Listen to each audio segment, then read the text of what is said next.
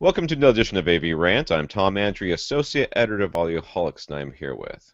Rob H. This is AV Rant, the show where we answer your questions about all things home theater and audio video. Tom is still wide Tom if you're watching the video. We have not yet worked out why 4:3 suddenly went to widescreen. I think it's Google. And it could be Google, it could be Mac, it could be anybody who has not done their update. But we have a gazillion questions to try and get through today, so we're starting a little bit early once again. That's Yes, this might how it's be going to another go. 2.5 hour podcast. I don't know. Hmm. But I'm determined to catch up, or at least Yep. get close to catching up, so that I feel bad because people are, hey, I already kind of did this, so that question I asked, whatever. But okay. And I understand that because you got money in your pocket and there's a deal on the Yeah. internet. You've been shopping for a long time. You're about to make a decision. You're like, oh, well, maybe I'll ask the AV Rank guys. And then you do, and it takes us 3 weeks to get back to you, and that's not great. So I'm sorry about that, guys and These are gals. unusual times, unusual circumstances. It will come to pass at some point, and we will be back on top. And Tom will no longer be widescreen like this. Yeah, I don't that's know right. why it's like that. I'll All figure it gonna out. happen at once. I just forgot to care this week because I was too busy not. All right. This is AV Rant, the podcast where we answer your AV and home theater questions. In order to get your questions answered, all you have to do is leave us a large No, wait, that's not it. All you have to do is ask. And you do that by emailing us at rob@avrant.com, tom@avrant.com. You can come to the website, which of course is www.avrant.com. Go to facebook.com/avrantpodcast. That's all one word. You can leave your question there. We're usually pretty responsive over in them there parts. Twitter, Rob is at First Reflect. That's all one word. And I am at avrant_Tom. So you can get us there. I'm on G Plus as well. And apparently I accidentally made an AV Rant YouTube channel. All it has on it. I don't know how I did it. They were like, "Do you want to operate as AV Rant?" I'm like, "No, maybe." Hmm. What? Then I was like, then all of a sudden there was there. So now Yes, I like have. I should mention, like literally just before we started this podcast, I did notice that I think at least one person left a comment on one of the YouTube videos, and there's been a couple of comments left over on G Plus, and I'm like, oh, I didn't even look at those for the topic list. So if you really wanted those questions answered, well, I, Email. I guess I try and go back and pick up anything that I missed over the On G past few Plus, I hit weeks. a couple. There's a couple of Yeah. comments and stuff. One, our installer commenter was miffed. I think good-naturedly so. So, yes, but I don't remember there being anything else. But maybe there was. And the YouTube, I try to check those as well, but I'm not really Hmm. about that either. Well, point So, point being that it is entirely possible that something you asked on one of those locations might not yet be on our topic yeah, list. So we don't have a if it's dedicated pressing, please do. question person. We should get that. It's what we need is a dedicated question, topic list Wrangler, person. And somebody question to Wrangler manage to all go of our across the. online interact. That's what I need. I need an intern. Hmm. Not us. Not me. Us. Yep. We need an intern right now. That's what we need. All right. I know Rob wants to talk about this, so we'll talk about it. Yes, there was some fun Sony and news in Marvel movie struck land. a deal, and Spider-Man will now be part temporarily of the MCU or the Marvel Cinematic Universe. Hmm. This is a lease situation. Sony's not letting go of the character they love to make bad movies about. They are just leasing Spider-Man over to Marvel, who will then be part of almost certainly Civil War, because in the Hmm. comics he was a huge part of Civil War, Hmm. which, if you're not aware of that, which I don't expect you to be, because frankly I had to read up on it, um, it's about sort of registering superheroes, which some supers are for and some supers are against, and it's called Civil War for that reason. Spider-Man, in the comics at least, he is part of the group that with Iron Man, who reveals their secret identities, and therefore they are registered. Whereas Captain America is against that and feels like it's not, and therefore there's a Yeah, civil war. which can't really work in the current Marvel Cinematic Universe exactly that way Yeah, because everybody already knows everybody's identities, and after the events of the last Captain America, even more so, like everything was just released. So I don't exactly know what the plot is going to be, but it certainly can't be exactly what was in the comic Oh book. no, it's So certainly going to be. And that's they've cool. always said that the cinematic universe and the comic universe are separate. Um, they've always said that. People are like, "Well, that's not canon." It's like, well, this is a different universe. And Marvel's been pretty good about making that clear that you can't do everything you can do in the comics because frankly, we don't have the time. But I mean, the So, amazingly big news, Sony got these rights to Spider-Man from, I mean, this is like 30 years ago they secured the rights to Spider-Man and all of his villains and like basically any character that first appeared in a Spider-Man comic would belong to Sony. So I mean, and they had that in their agreement under contract in perpetuity, with the one caveat being they had to like make a movie within 20 years, which is why it took 20 years before a movie finally came out with right. Spider-Man. And then they had to make one, I think it's like within every 3 years hence, which is why there was a reboot, It's the same so thing with the X-Men and the X-Men and Fox. Fox. That's But right. the thing is, with that deal, they not only secured the rights to the X-Men, but they secured the rights to the idea of mutants. That's why That's right. there's no more mutants in the Marvel Cinematic There Universe. are miracles in the Marvel That's right. Cinematic There's Universe. gods. There's things gone wrong with gamma rays and stuff like that. There's And technological Inhumans. marvels. There's people who have we don't really know how they're going to deal with some of the two because I think, oh God, we're gonna get into this now, aren't we? The end of Captain We're going there. America, the Winter Soldier, there were the two people that were in the cell. If you saw that, those two people were Quicksilver and Scarlet Witch, who That's right. are in the comics. Those are the children of Magneto, Mm-hmm. and therefore it doesn't make a whole lot of sense how they are now suddenly over here. So I think they're going to end up being something that they were experimented on, and therefore Well, that was it. They called them miracles. yeah. So So we've had instead of mutants. yeah. Yeah. Anywho, so there's Anyway, that. Spider-Man, Also, MCU, I fun, got fun, fun. a an email that Evolve shipped today, so You did? apparently I am going to be playing that with you pretty soon. So Yup. that's a thing It that's going to have to downloaded a happen. while ago. It's sitting there. I've played precisely 0 seconds of it. So Oh no, I got it from there it Amazon. I don't know. I don't is. know. I haven't even turned on the Xbox yet. So, anyways, So there you go. couple other really quick bits of news. There was a Raspberry Pi 2 that was Yes. announced like last week. It's still $35, which is insanely cheap for a computer. It's an ARM-based processor, 900 megahertz quad core, but Microsoft has says they are actually making a version of Windows 10 that will run on the thing, like a full version of Windows 10 that will run on the Raspberry Pi 2. So there it is, $35. And that's kind of amazing. And You the other get your news, own HTPC. that's right. It could make a very good HTPC.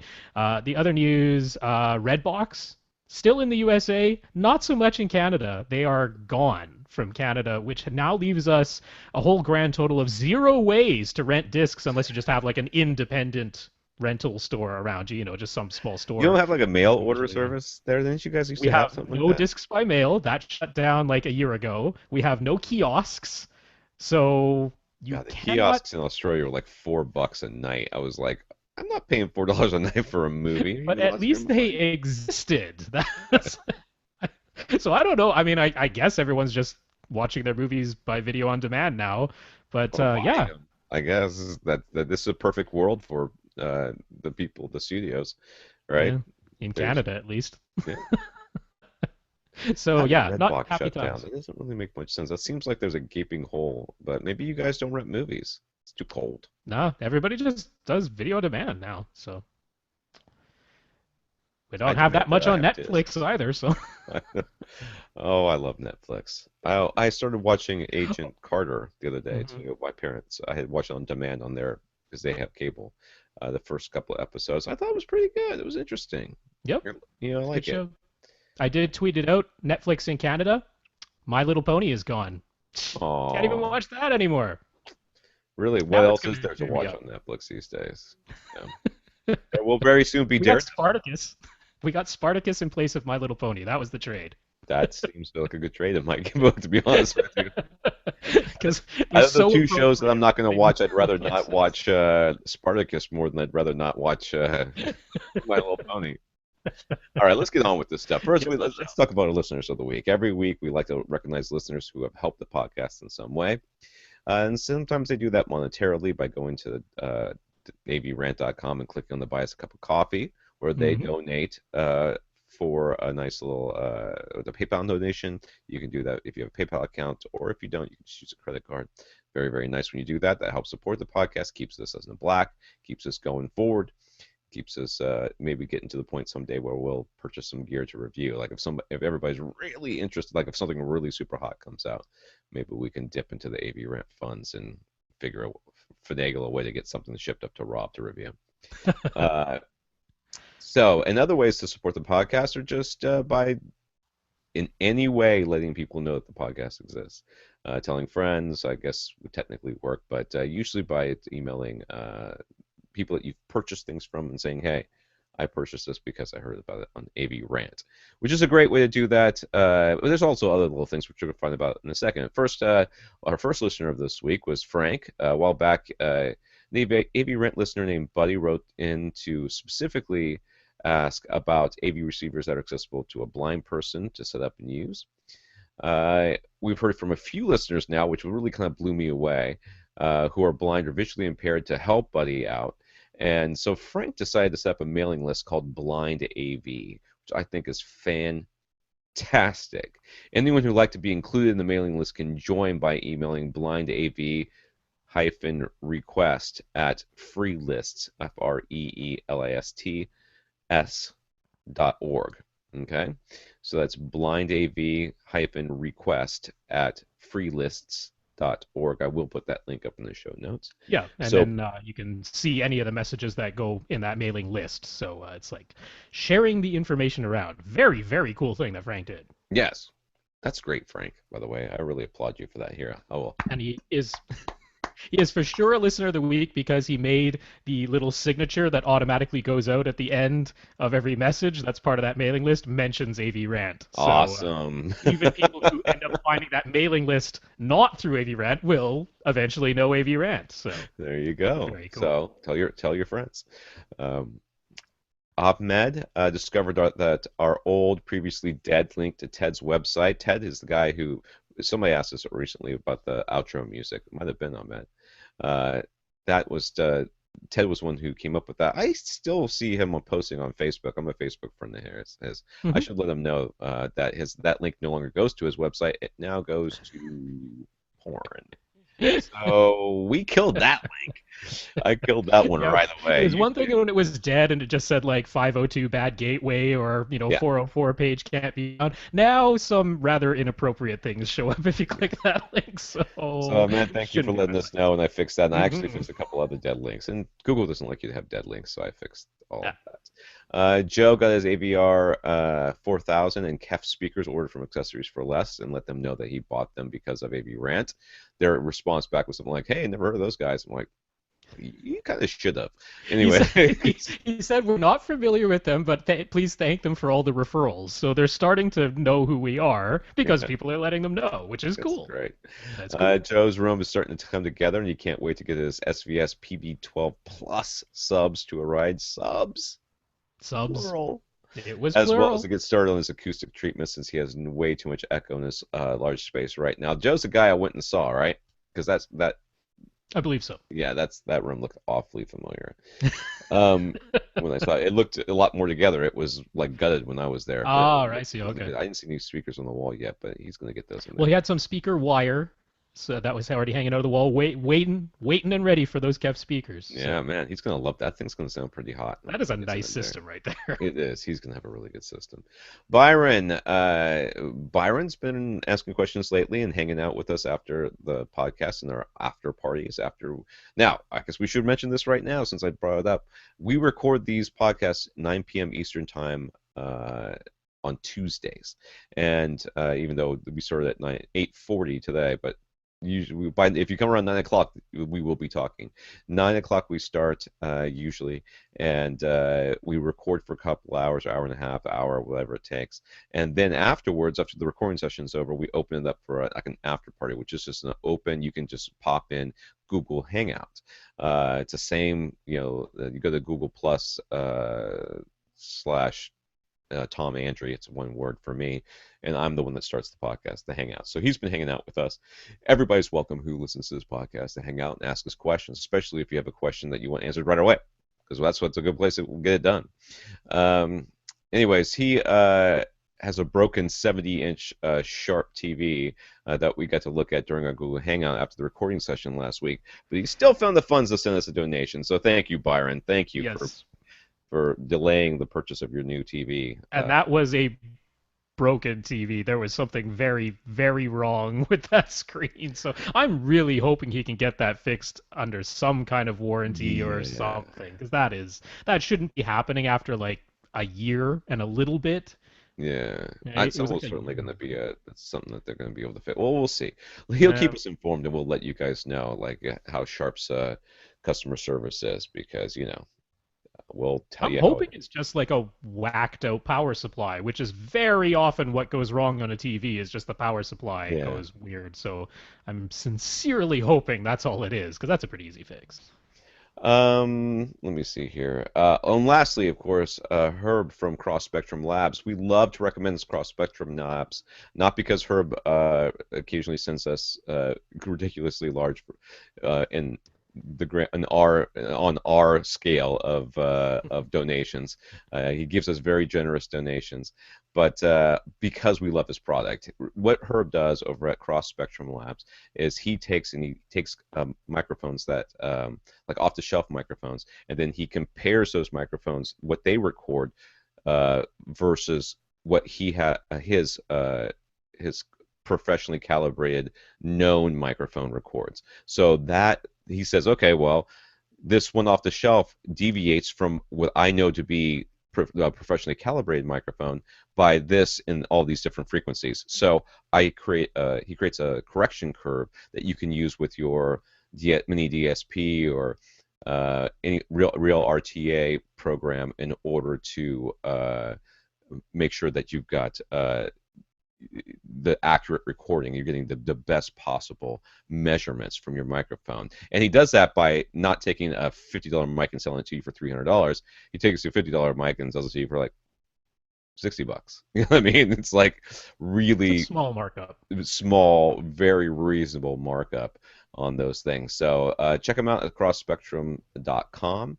And also, he wanted to send a shout out to the Dakota DIY Midwest Audio Club guys. If any of them are listening, Herb hopes to see them in June. So there you go, And Midwest Herb Audio did Club want guys. to mention, if you are listening to this and you check out Cross Spectrum, it's cross dash or cross-spectrum.com. If you go there, if you're getting something from him or you just want to ask a question, get in touch with him. Let him know that you heard about him through AV Rant, because he is an AV Rant listener and he likes to connect with other AV Rant listeners and likes to help out anyone who's a fan of the podcast too. So you can connect via us, via Right. him. It's Yes, all fun. we have sent lots of people his way, and I know that quite a few people have, in fact, bought his mic. Yeah, it's really quite a good deal that he's giving everyone. And yeah, if you mention AV Rant, he didn't mention that there'd be like a discount or anything like that, but I I don't kind think of he think can it's give like, a oh, discount, I don't honestly. I think he don't can think give a he can. discount, no, but it's definitely one of those like he'll be there, he'll talk you through things. He's definitely high on giving the service as well as just the product, so it's a nice, fun part community to be a part of. So Tom right now is having some technical difficulties. So you know what? I am going to roll right into our questions and comments, and Tom can join us in just a little bit as he comes back to the show. Right now, if you're watching the video, it's a lovely blank screen, so that's a lot of fun. But getting into the questions that came in last week, and you know what? We actually caught up with like we're only 1 week behind at this point. So Yeah. what would have been our first question of last week if we were right up to date came from Bill R. So Bill was looking to get some high end headphones, and Bill's one of the guys who was like, Bill was trying to decide between a couple of headphones, and we didn't answer him for Yeah. 2.5, I three felt weeks. bad for Bill Already because made a I decision. he emailed me and I like knew exactly what I wanted to say to him, Yeah, but I just did not have the time. So I really wanted to respond, but he was going between the Oppo. He looked at my review of the Oppo PM1 planar magnetic headphones, Hmm. and was excited about them. But he didn't really have the money. I think they're like $1,100, and and I don't blame him. That's a lot of cash for a Hmm. set of headphones. And so he was like, "Oh, I'm thinking about those PM2s at 689. They seem like a much better deal, but." The new Audis, who's they're a big name in planar magnetic headphones these days. Their new EL8 series headphones are going to be the same price. So he didn't know which one to go with, and he didn't know like how I felt about the difference between the PM1s and the PM2s. Now, I have listened to, I have had, I did the review of the PM1s, and then Hmm. I ended up getting a set of PM2s just for in-house use, and they are the same headphone. Okay, I can't stress this enough. When you pay for the PM1, you're paying for the spinning chrome rims on the car. You are not paying for a different engine. You're not paying for different seats, really. Kind of a little bit, maybe a little bit Tiny different little bit. seats, but Yeah. no different electronics, no different, exhaust, none of that. It's all cosmetic for the most part. Mm. That's the difference between the PM1 and the PM2. Yeah, it's like So, real leather on the ear cups as opposed to like fake leather and metal in some places where plastic is used on the PM2s. It's like yeah. that type of thing, but I think the there's actual the components matter. PM1s have the fluffy the velvet ear pads too, Uh, ear cups, which I did not like. hmm. But the PM2s don't come with those, but I don't like them anyway. So I can easily recommend the PM2s. The PM1s, I'm like, well, if you got the money, it's really important to you that some cow died to give you those ear things, then okay. Um, so yes, I will have no problems with the PM2s. They sound wise, they're not going to sound any different. But he found out that the EL8s from Audis won't be launched until March, so he just went, can't wait, must have new headphones. And the Yeah, order, well, one of the things was like he was able to actually go out to a store and hear some Audeze. I think they call it Audeze. oh, whatever. But yeah, he could actually hear some of their headphones, like their LCD2 or LCD3, which are $1,000 or $2,000 Yeah, respectively. So they're yeah, right up there in the same price range as the Oppo PM1s or more. yeah. And he really really liked their sound in store. So basically, he's like, well, these EL8s, these are the least expensive headphones that Audeze is going to be releasing, and they're the same price as the PM2s. So how do they stack up to one another? I mean, unfortunately, I don't think Tom or I could even answer that because obviously we haven't heard the EL8s, There is and a I store haven't in heard the Clearwater PM2s. that sells Audeze, I guess if that's what we're going with. They Hmm. that I have just been dying to go to, and I have not had the time. Hmm. Like I'm not even lying to you. Let me see if I can see when I I started mean, this. I've heard the LCD2s and the LCD3s, and they are very very impressive sounding headphones. I mean, very very clear. I started this email today. I can't even, it doesn't even have a date as to when I started the email, but I have an email open to the company that's called Sweet Home Audio. It's in Clearwater Hmm. that I've been meaning to go to go hear these headphones. I just can't get there. I can't get there to do it. And I'm again, it's by appointment only to get into the place, so I can't just pop in. It's Hmm. really irritating. But anyways, I couldn't have answered that question, but hopefully he'll be able to answer it for us now because he bought the PM2s. Yeah, Okay, and he says he's loving them. He isn't quite yeah. sure what the PM1 could actually offer to make them that much better. They're not. They sound the same. Okay, I can't stress that enough. They sound the same. But now he's thinking about amplification. He enjoys the Mhm. convenience of just streaming or listening to music from his iPhone. He also seems and it seems to power the PM2, the Oppo PM2s just fine. But for listening at home, he'd like the very best experience possible. He'd like to be able to enjoy streaming services. Is you know what? I'm gonna skip all this crap. You don't need amplification with these headphones. It's an unfortunate fact because I know you just spent $700 on headphones. And you're like, I want to really get this. No, you don't need external amplification. These things are not that power hungry. They go great with your phone. They'll kill your phone a little bit faster than normal headphones will.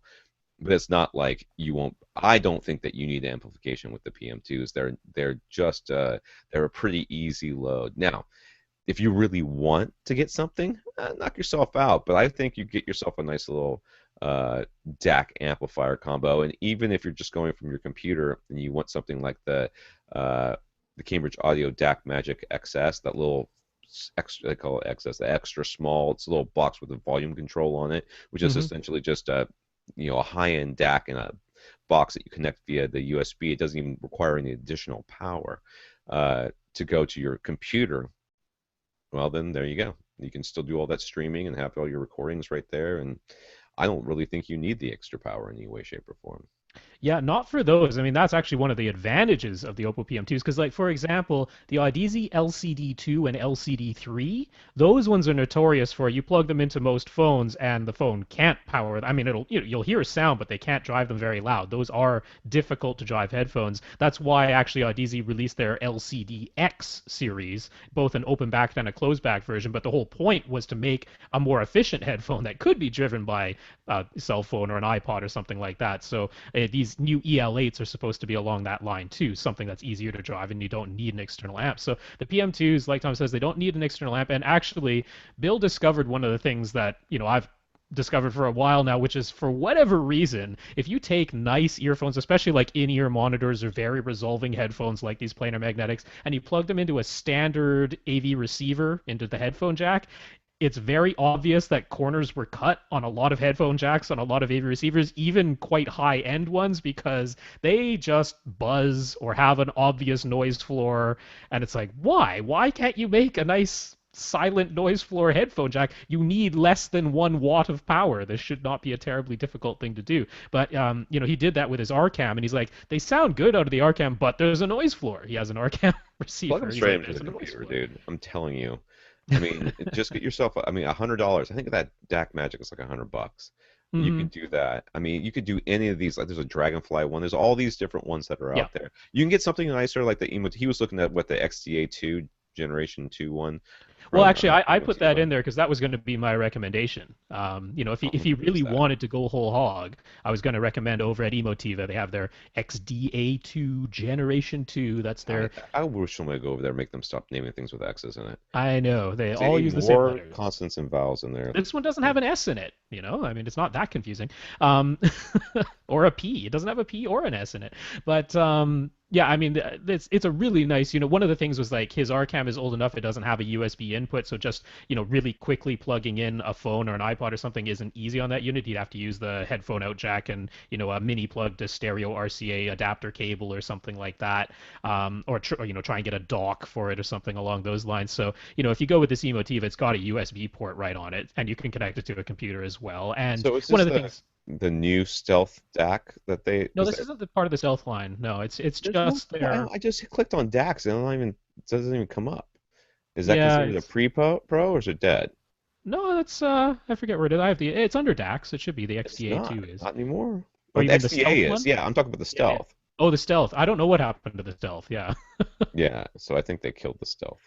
It could be, but I mean, what Bill was looking at, like Oppo sells a headphone amp, a ridiculous headphone amp, which is like $1,200, and it's kind of odd because they put that thing out there to drive like Stax electrostatic Yeah. headphones, like things that need 2-3 watts of power because it can deliver like 5 watts of power into headphones, which is insane. So it's nice that Oppo created that thing, but it is absolutely not necessary for their own That's what I love headphones. Like about it it. They like really keep is putting it in the same picture. It's like here's jet fuel and here's a Hyundai.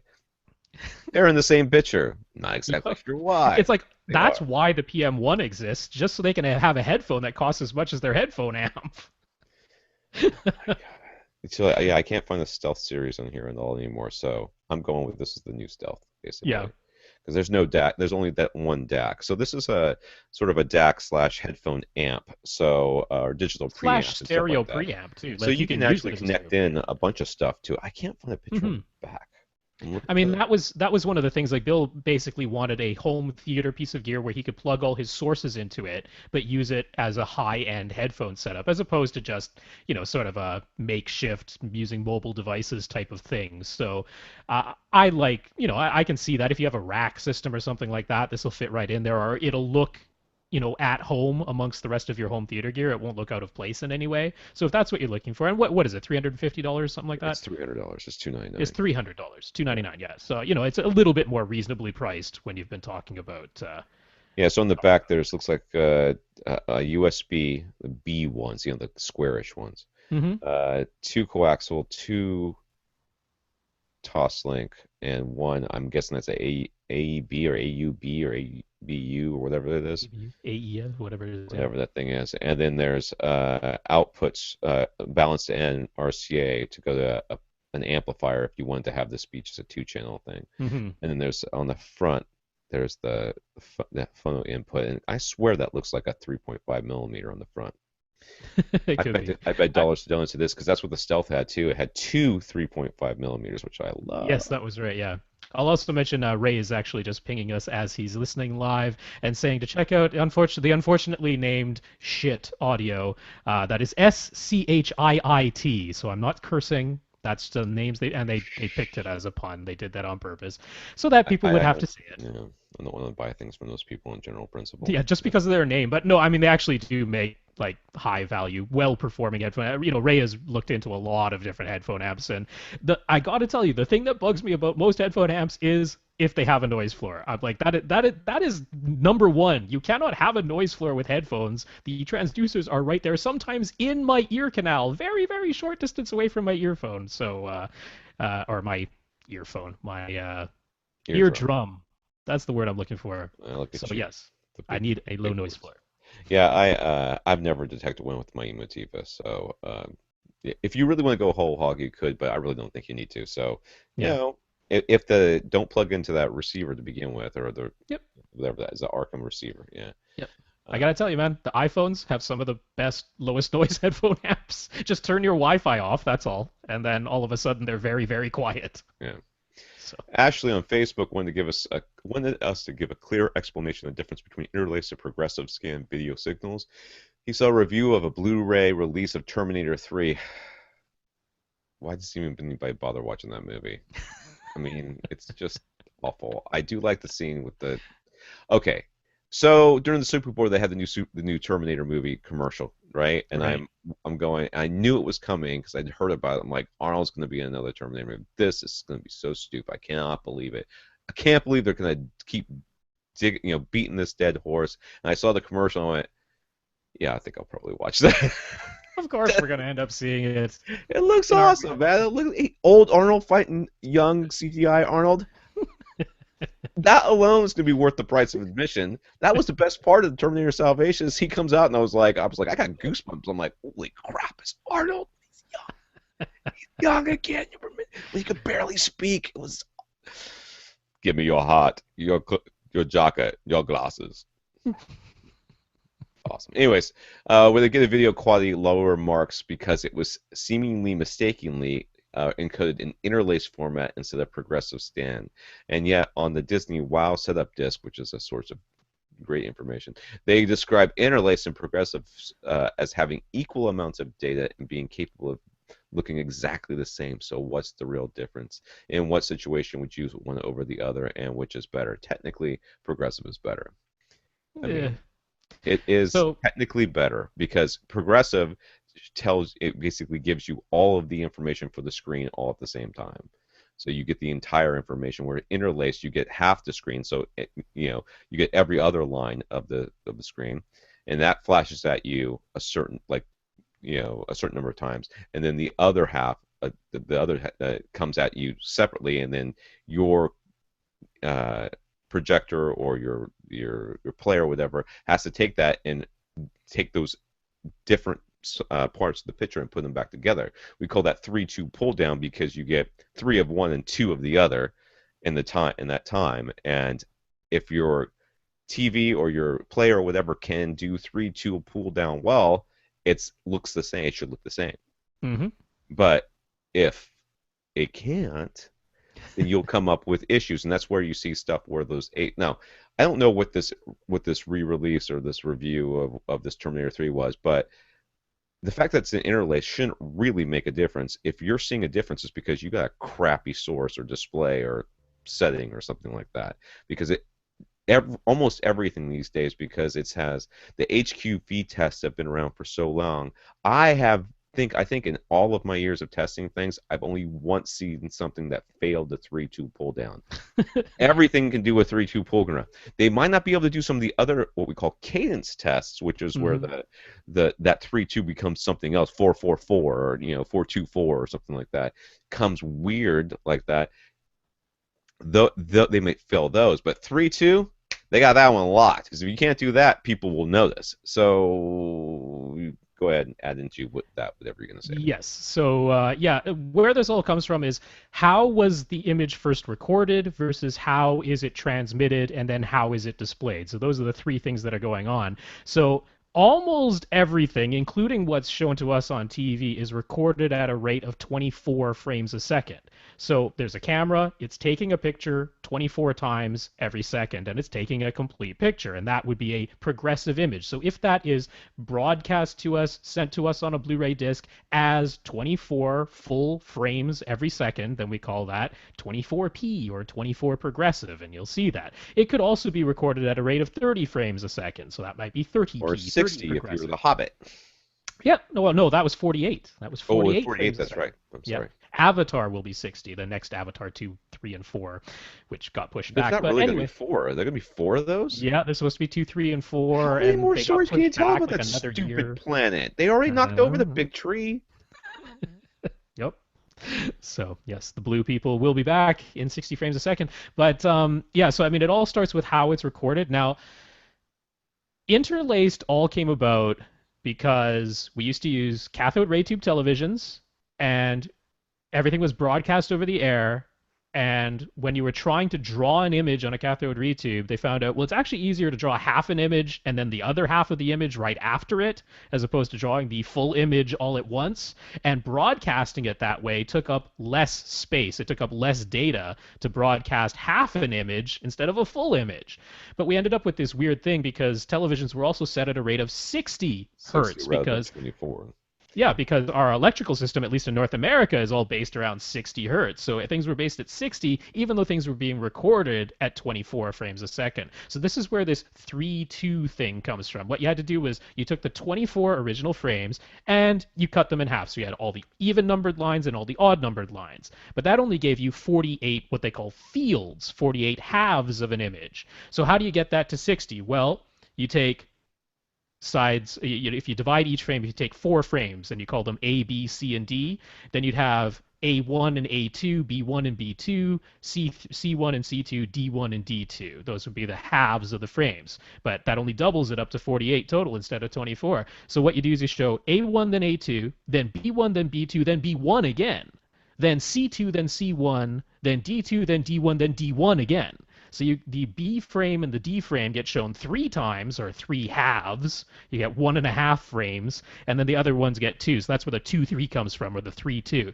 So 2-3 pull down or 3-2 pull down is once that signal reaches your display has to put it back together, and it has to be smart enough to say, well, I'm going to take frame A1 and A2 and I'm going to show that to you. Then I'm going to take B1 and B2 and show that to you. Then I'm going to throw away the extra B1 because I don't need it. It's a superfluous thing that's unnecessary. And then I'm going to show you C1 and C2 and D1 and D2, and I'm going to throw away the extra D1. I don't need that extra frame. That was in there so that I could have 60 fields instead of 24 frames. So yes, it is a confusing thing, but the thing is, the interlaced signal does contain all the same data as the original 24 frames per second progressive. It's not as though data went missing. So all the data is there. The Disney Wow disk is right. They are capable of having equal amounts of data. And as long as your display or your playback device, whatever it is, puts back together the interlaced frames correctly, then it looks exactly the same as the original. Nothing's been lost. So everything is fine. The only problem is when something goes awry in putting the interlaced back together. And why would you still use interlaced in any way, shape, or form? Because we still do. HDTV is 1080i, 1080 interlaced, not 1080p. So, why use it? Because it takes up less bandwidth. So that's why when we have a large storage medium or bandwidth isn't a concern, we can send progressive video because why deal with all this having it and then putting it back together later? That's silly. But when it saves you bandwidth, that's where it makes sense. So I hope that sort of explains it. Yeah, I'm sure that's way clearer than me just saying, yes, you're right. That's why you're here, Rob. Geek, Yay. to bring the geek. No, thank you. Seriously, I can never keep all those letters in my head right. Always have to look at it. I watch the HQV because they make you watch it like every time Hmm. that you do the test. Yeah, you go through, you're like, oh, yeah, okay, got it, okay, and this is what 3.2 pulled down. I know what it is, but then I can never remember it. Bruno asked about the B&W CM6 bookshelf speakers last week, and this week he wants to know if there are some reference bookshelf speakers we could recommend that he listened to before making his final purchasing decision. He's willing to consider bookshelf speakers costing as much as €1,000 each, which gives away where he is. And he basically just wants to make sure that he's really getting speakers that he likes best and doesn't want to overlook another option that he might like even better within his price range. Now, that's two different things, dude. You Hmm. asked for reference speakers, and then you ask for something within your price range. Now, I don't know what's within your. I mean, I don't. I didn't do the sort of the. I was thinking about what are the kind of bookshelf speakers I would want to listen to Hmm. before I would consider, um, making sure that or consider a purchase if I want to get some reference stuff. The two bookshelf speakers that always spring to my mind are the Dolly Mentor ones, and I don't even know if they still Okay. make those. But those I thought, and then Gene didn't like them that much, and the review kind of shows that. But I loved them when I was in his room. Now his room at that time had was maybe a bit overabsorbed, but I thought they were fantastic sounding bookshelf speaker. Now, in his review, he says that they should be listened to like at 30 degrees off angle because he felt like the top end was a little hot. You may find that to be the case or not, but Mm. I would go look at some high-end Dolly bookshelf speakers because Dolly for sure is going to be on whatever side of the pond, where you are on that side of the pond. The real bookshelf speakers I think are pretty much the reference bookshelf speakers of the Stax Acoustics, the Decimos, which I don't even know if I think they still make the Decimos, but they now have those rock versions of them as Yeah, the well. granite version, literally granite versions. Yeah, literally made out of the granite versions, which is just kind of ridiculous. But the if you can just find the regular Decimos, they're the kind of speaker that you don't want to hear because if you do, you're gonna want to buy them. And I They think are over €1,000 per pair for sure, yeah, I think they were like $2,500 if I remember correctly. I or might a be wrong thousand about euro that. each, $2,000 per Very pair. well could be. But Oh, they if you're looking are. for reference, that's what I would go for. Now the Mentors I think were $1,400 a Mm. pair here, if I remember Right. correctly. Yeah. Yeah, So it's a little tough for us to say exactly what they're going to cost where you are because sometimes there are quite different prices in Europe versus North America. So, I mean, sometimes it costs less over in Europe than it does here, and well, the sometimes it Dollies for sure costs a would, lot I more. would think, because that's a Yeah. that's a company from over there. Well, I like those recommendations. I mean, I was trying to keep in mind something that he is likely to be able to find no matter where he is in the world. I don't know if this is the case, but Kef has some speakers called the LS50s. They're very, very highly regarded bookshelf speakers. I think they sound wonderful. They would be something I would have a listen to before deciding on anything else. I think they're worth listen. I would see if you can find any Revel speakers. Revel is a North American company, so I'm not sure, but they're quite widely known. I mean, they're part of the Harman Group, and Harman is obviously all over the world. So if you can find some Revel speakers in this price range, I believe you'd be looking at their Performa 3 series. I don't think you'd be able to afford the Ultima series, Go ahead and but that listen to Ultima. Performa, yeah, Just that go. Performa 3 series has some really nice bookshelves in there as well. Very, very neutral. So one of the things that B and W is known for is that they aren't really a completely neutral speaker. They sort of have what they call their own sound, their own characteristic sound. If you happen to really like it, there's nothing wrong with that. But it's not a bad idea to hear a speaker that is known to be a very neutral speaker, and Yeah. Revel speakers are. I mentioned one other, which would be Focal. Focal is a French company. They're very widely distributed in Europe, so you should be able to find Focal. Again, I like their Beryllium series, their BE series, which are more expensive than this. But you'd certainly be able to hear something in a slightly lower price range from Focal. So I just have a listen to a Focal speaker. Again, pretty darn linear speakers from them. I like their dispersion as well. They have a nice wide dispersion on all the Focal speakers. So those would Yeah, be the which ones I suggest having differ a from the listen to. KEF speakers, which can be a Hmm. little tighter. That's right. So Yeah. he's giving you some good options there, and those are all good suggestions as well. When I was over in Australia, unfortunately, we got a lot of European brands, but they were just like the big name ones, and the the international ones. There was a lot of local speakers there too, but I don't know, dude. I never really could get into the local Aussie speakers. They had two kinds. They had me- crappy and oh my God, that's really expensive. Those are the two that they had. So And I'm sure we just ticked off a whole bunch of people by not mentioning their favorite, what they would yeah, call their feel free reference to. bookshelf speaker. Who is But this? Bruno. Feel free to email in to Rob or myself suggestions for Bruno. Nick continues to try to plan out his basement home theater. This is the one that he had two different locations, and Rob won the location thing where Rob said, just kind of shut off that larger area, and I said knock out that wall and make that bedroom bigger because it's nice and rectangular. It'll be easy, except for the knocking off the wall part. He liked Rob's idea of building a very small wall with a door to close off his larger family room space from the hallway and utility room, and now he's leaning more towards that versus lengthening the smaller bedroom. Boo. But he has some more questions. Not that I'm bitter. If he good. uses the family room, he would have one row of seating in the front of a sectional, in the form of a sectional couch that could seat 5 or 6 people. He's primarily concerned with the two middle seats in this scenario. Was there anything he should consider in terms of the speakers so that as much of this wide couch gets good sound quality as possible? Wide Uh, dispersion. yeah, I mean that's the first thing I thought of. I'm like, you're looking for a speaker that sounds as good straight in front of it as it does off to the side. So you're looking for Vance Dixon. What is it? Not really so much. I mean, Vance Dickinson uses that nested tweeter so that some of the sound from the tweeter is actually blocked towards the side where the two woofers are nesting it. So that Dude, that that wouldn't be the ever choice. no, he did the Atlantic Technology speakers. He did the Emotiva speakers. Emotiva speakers as well. And you never even tow those speakers in because it's pointless. Okay? Anything between those speakers gets the exact same thing, so you just go ahead and point them straight out. Hmm. I've seen it. I mean, I've done it tons of times with his speakers. I mean, with different manufacturers. I did it with Atlantic Technology and I did it with Emotiva twice with Emotiva because when I first met Clint, he had Atlantic Technology speakers in his home theater, and he sat there. He's like, "Sit there." I'm like, "Okay," and he goes, "I'm gonna go turn the speaker." He goes, "Tell me when you can hear a difference." I'm like, "Nope."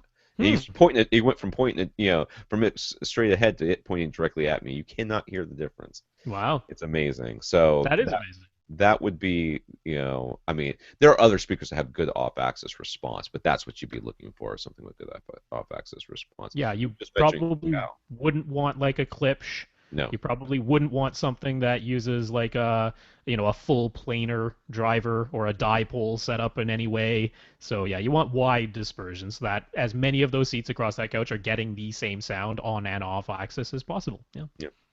Did I already do that one? Yes. His biggest concern is getting really impressive even bass. Yay, subwoofers! He knows this will require at least two subwoofers, at least. But in the large family room rather than the bedroom, which would be extended if he were to use it, which I guess he's still considering, he's guessing he would need some massive output subwoofers. So he's trying to figure out which subwoofers he would buy, how many of them, and where they would be positioned. He'd like our recommendations on all of those things. I'm gonna have to click on this link. So yes, the surprising thing about adding more subwoofers is that it doesn't make them very much louder. You get like 3 decibels more from having two subwoofers instead of one. Surprisingly, if you actually go from 2 to 4, depending on where you place them, it can actually get quieter. It'll get much more uniform, but can actually get quieter when you go from 2 to 4, depending on where you place them. If you use the 4 corners, it tends to get like another 3 decibels louder when you go from 2 to 4. But the point is, you aren't like tripling, quadrupling your output by going from 1 to 2 or 2 to 4. So what you really need to look for is get a subwoofer that can handle your room size and then get a second one of those. So you can't just suddenly go to 4 much smaller, less output subwoofers just because you have two of them.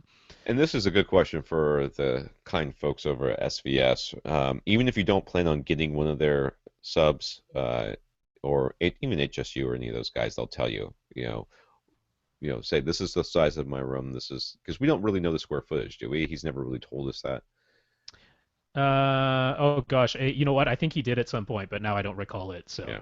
So I'm sorry. So they're going to ask you what the square footage is. They're going to ask you what the cubic feet, or they're going to Yeah. calculate them themselves. And I they're going know to if he closes off that room, he's looking at just over 5,000 cubic feet, I think. So, say, it's a quote unquote huge room as far as yeah. Audioholics, Baseaholics ratings go. So you're not going to be getting bottom of the line SVSs to begin with. You may, whenever we look into something like this, we're usually pointing more towards the new HSUs, or the power sound Yep. audio And I do have ones. to say, Rhythmic, their FV15HP, HP standing for high power, and FV standing for front vented, and the 15 being a 15-inch driver, that thing is an output champion to be sure. You may not need And that much, you no, you actually don't need that much for this room, but the thing is it's less expensive than say the PB13 Ultra from Oh yeah, SVS yeah, and actually plays louder than it. It's also physically larger. I mean, it's a right. 15-inch driver as well. But really the bang for your buck output champions do come from HSU, at least in my opinion. I mean, Power Sound Audio is obviously in there too, but HSU with their VTF 15H, their now Mark II version, or their new VTF3 Mark 5 HP. I think that's the total name on that thing. I don't know. Can't Again, these quote. are 15-inch driver versions, and for the money, the amount of output that those things can generate is like crazy. So if what you're looking for is, I want subwoofers that will completely pressurize this very large space, I'll really be able to get both the tactile feeling and that hit you in the chest feeling up in the 40 to 50 hertz area, and you want to do it for the least amount of money possible, I'd be probably heading over to the HSUs or Power Sound Audio. Yeah. Those are like your best value. Now, explain to me again where this wall is going to be so that I can visualize this, because I can't say I really understand where it's supposed to be. Is Well, I it mean, going from? if you look at his family room, Mhm. on the lower right corner of his family room is where it goes out to a hallway. So right there where the hallway starts is where I would insert a door. Where that utility room, it goes towards the utility room. Yeah, So towards the utility room. the stairs, all that stuff is open. All those lines going across, those are just Yeah, well, he has a support beams. stairwell that's open, but he has a door at the top of the stairwell, so Yes, that yes. is closed off. But It's not all like the that's rest of that open. would be fair game.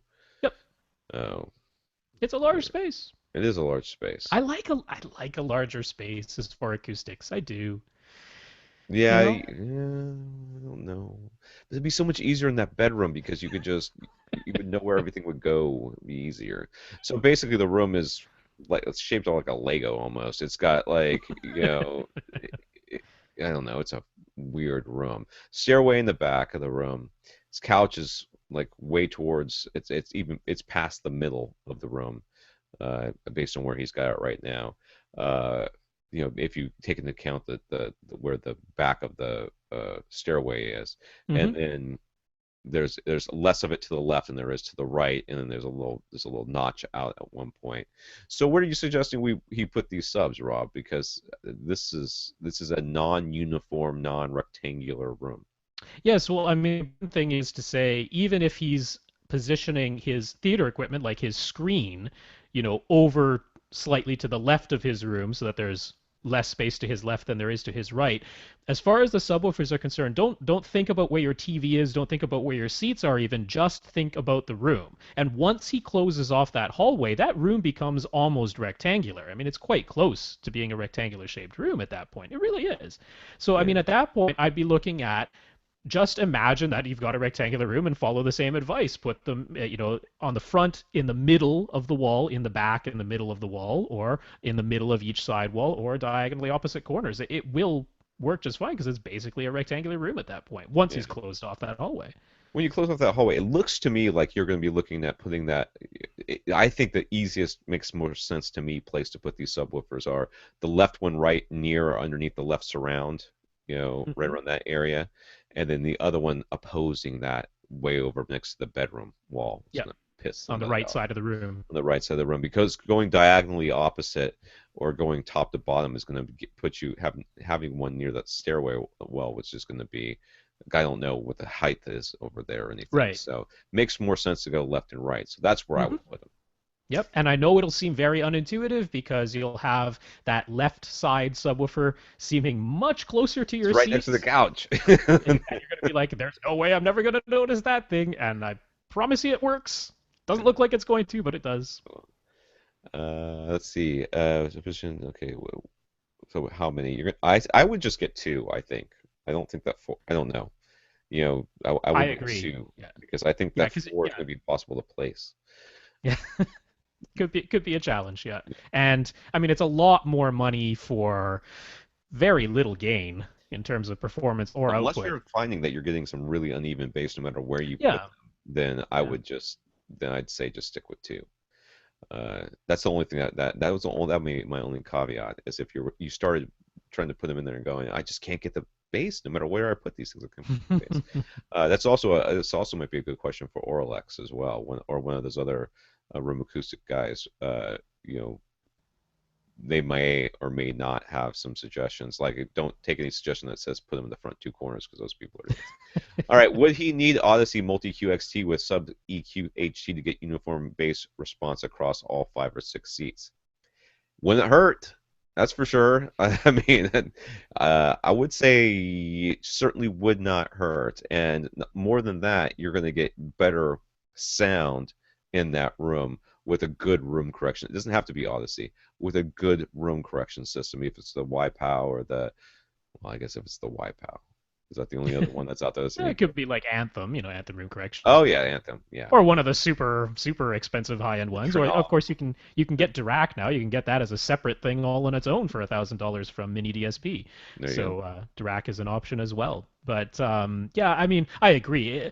It isn't entirely necessary because the whole point of getting the two subwoofers and positioning them carefully is to first of all create uniform bass. Now, uniform doesn't necessarily mean linear. It still might go up and down a bit. You're hopefully not having any. You shouldn't have any gigantic peaks or nulls, which are like full double ups or full cancellations.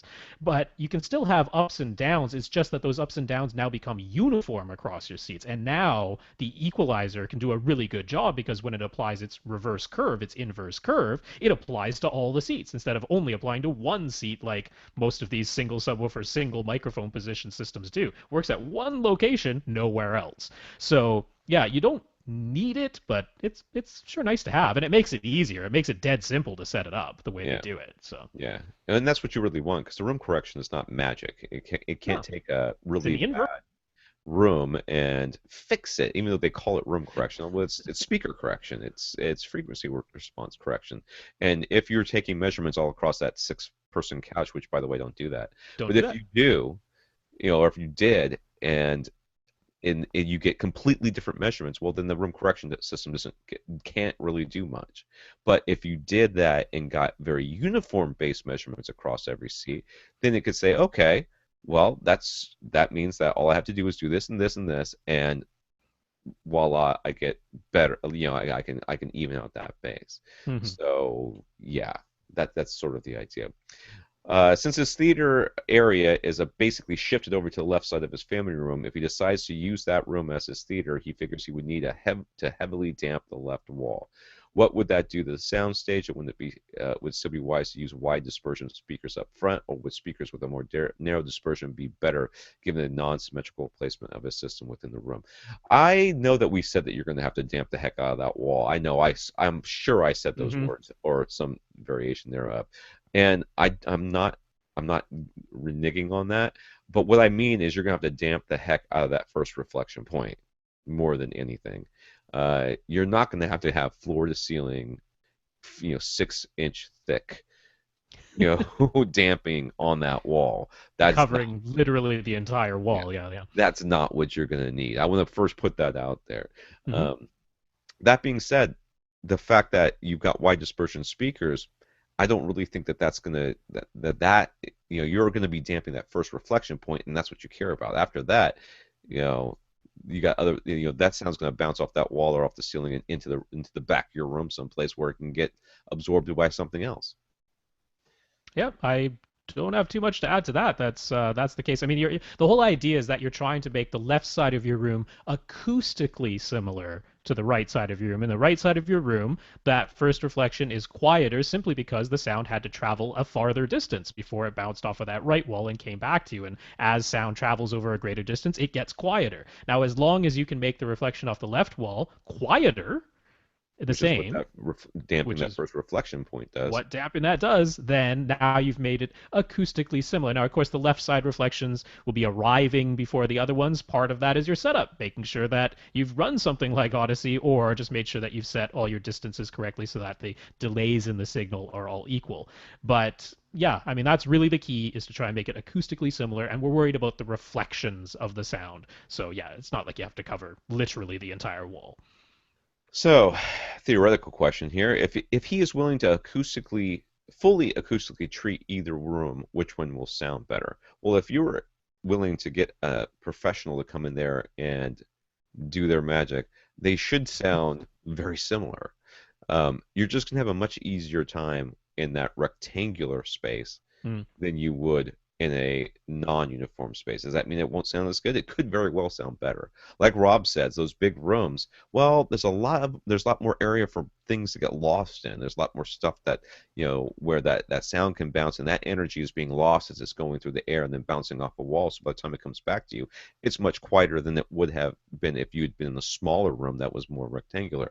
So, I don't think like think that the other room's easier, and Hmm. that's why I go for it. Rob's not afraid of a little hard work apparently, whereas apparently I have three kids and no time to be dealing with that nonsense. Honestly, I'm more concerned with the soundproofing aspect because he mentioned that the bedroom it shares a wall with the utility room, That's which means true, you'd but that could have be to do something. fixed. It can be. It's just it's a lot more construction. That's all I'm looking at. It's a lot more Yeah, construction because you're it right. is You're right. just knocking down a wall and expanding the room. It's also soundproofing the heck out of it. Whereas the larger room, once you build that wall and put a door in, you've gotten rid of your biggest source of noise, which is your utility room. So I'm just kind of looking at it from that But then you have perspective. to buy massive subs rather Well, then you than. have to buy massive, but massive subs are cheaper than knocking down a wall and soundproofing the whole thing. It Mm. is. That's more expensive. Lastly, his basement has a drop ceiling. Would it be better to replace the drop tile ceiling with drywall? No, I don't think so. I mean, unless it no. rattles. That was the only thing that came to mind. I was like, well, does it? You won't know yet. But once you get those two big subs in there, does it start rattling? Well, then maybe. But then you're now putting up instead of the drop ceiling, which has an absorptive quality, and not only that, it's a drop ceiling. Think It's of all the stuff decoupled. you could put behind it. You know? Yep. And it's soundproof. It's decoupled. It's decoupled from the floor joists. You Yeah, have a gap there. yeah, So, drywall, I mean, drywall, of course, you can decouple that too by using hat channels or, sound clips or whatever you want to do so that there's a gap between the joist and the drywall. But drywall is not a superior ceiling surface. It's kind of the other way around. And the yeah. nice thing is when you have a drop ceiling, it's easy to put diffusion up there. It's easy to put absorption above the drop tiles where you'll never see it, and that can act as some base trapping and all kinds of nice things. So I Yeah, you find definitely out you wouldn't have like one go. weird, frequency in your room. You could, nail up there a resonant, Hmm. panel, and that you'll never see. And so I don't know. I keep the drop ceiling for sure, Hmm. which is I either going would to make I your would wife happy or not happy. I'm not really I sure. would choose a drop ceiling myself, like Yeah. constructing something from scratch. I'd have a drop ceiling in there. Oh yeah, it's a lot Mm. easier. Anyways, all right. Finally, enough with that guy. Who was that? Nick. Nick. Jeez. Uh, he's got to call this one the AV Rant home theater. It's gonna look like a stretched out a stretched out normal theater. Jared, Ari, okay, whatever. Jared was asking us about some subwoofer advice. Okay, uh, first of all, he bought a pair of used Mirage FRX S12 subwoofers not that long ago. His current theater is only 12 by 18 by 8, but he has quite a bit of bass trapping and likes to drive his system pretty hard. He knows that the Mirage sub's making a farting noise below 25, so that made him want to upgrade them. Uh, so he was asking us was he asking us about the upgrade or was he asking us about SVS's customer service? I'm trying to cut out all this stuff that you wrote in here about what he already did so that we can just Okay. talk about like he hadn't done it. No, yeah, yeah, he's already gone through stuff. So I mean, he was yeah, initially sort of asking like whether this is kind of ridiculous for him to be upgrading this soon. And obviously he's now spent like more money on subs alone than what his entire original theater cost when he put it all together. New. Welcome to AV Rant, sir. The crazy is all around here. So Yes, I he was saying there's no way that a guy in an apartment with a tiny theater with 11 speakers and two ultra subwoofers, I can't relate to someone feeling like he's done something ridiculous in the pursuit of home theater. I have no idea what you're what does talking that about feel here. like?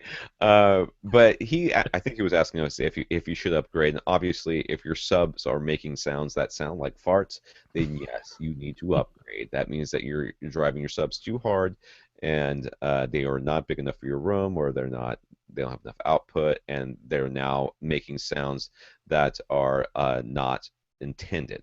But he called SVS customer service, and they suggested he first tried replacing just one of his Mirage subs with the PB1000. If he liked it, get a second one whenever he could afford it. And he was surprised that they didn't try to upsell him at all. And well, it's just sort of a common theme with SVS that I've heard is that people call up and they're like, I think I need to get the ultras, and they're like, well, how big's your room? Yeah. Okay. How loud do you play it? Okay.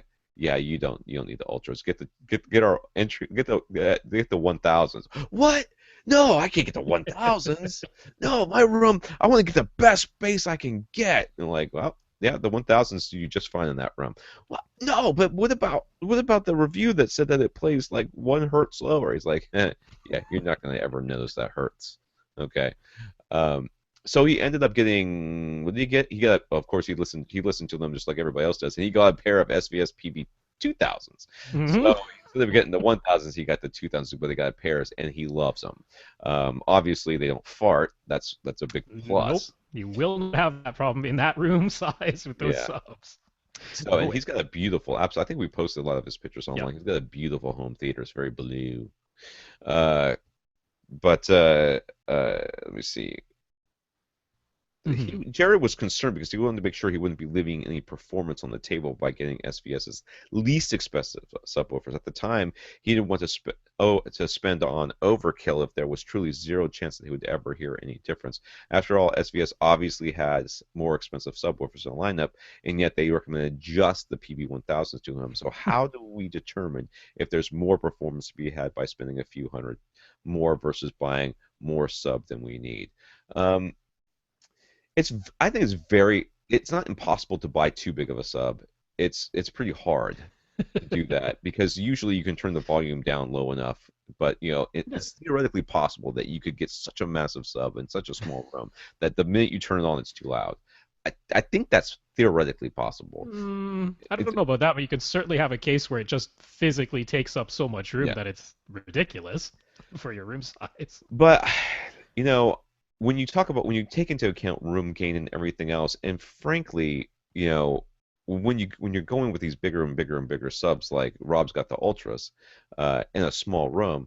you, Rob did not get the ultras for the small room, and did not get the ultras because he was thinking, oh, I might leave a little bit of perform. I mean, maybe you did, but I think the thought was someday I'm going to have a home theater, and it's going to need these, and that was your thought, and I think that's I don't ever mind somebody saying they suggested thousands, but I was worried that I wasn't gonna, that I was gonna regret not getting the 2000s when it was only a couple. Fine, whatever. You're certainly gonna have a great sub experience either way. But, and I'm saying this from personal experience, SVS, I called SVS and said, hey, I want to test out some of your subs, for the podcast. And they said, sure, no problem. Which ones do you want? And I got the entry level ones. And I got the entry level ones for a couple of reasons. One, because Rob already had the Ultra, so whatever, and I didn't really need those for the podcast. Two, my room is not. It's what 8 foot tall by, I think it's like 19 feet by 13 feet or something like that. It's Oh, just okay. not that big of a room, Yeah. you know, and it's sealed. and those subs are going to be doing it's going to do just fine in here, and it's very hard, especially as a and that's why all reviewers, you rarely see reviews of the entry level stuff. You always see reviews Hmm. they're like, which ones do you want? It's very hard not to go give me the big ones, The best ones because you got, yeah. because you're not paying for them and you get to send them, send them back afterwards, Yeah. give it, What car reviewer is requesting the lowest trim level, right? right, yes. Car reviewers, I think, is a completely different animal. They just said, whatever car you want to send us, and they send you whatever they got. But yeah, I knew that I wasn't going to need any more than that. It's very hard to think that way, but that's frankly the way that you need to think in these rooms. Now, he went from the 1000s to the 2000. I got no problems with that because I don't think the 2000s are just an upgrade from the 1000s. I think they have because the 1000s don't have the new amp and all that stuff in it, right? Well, I mean, it's using the sledge amp technology. It Yeah, is in the 1000s in there, but it's substantial less power. It's a 10-inch driver instead, and all that stuff. I mean, the thing about SVS is that they go by their own objective measurement data, and they hold to that, and they're very honest with that. And they say, like I've seen them give the advice the other way too, which is people who said, look, this is all I can afford, and they've said, well, we can sell it to you, but we're concerned that it will not play loud enough. I mean, some people have the opposite. They have a great room, and then they're trying to buy a PB1000. And yeah, SVF is honest in telling them you might be disappointed with the performance of that thing, yeah. Don't call because us. Don't call yeah, us if it sucks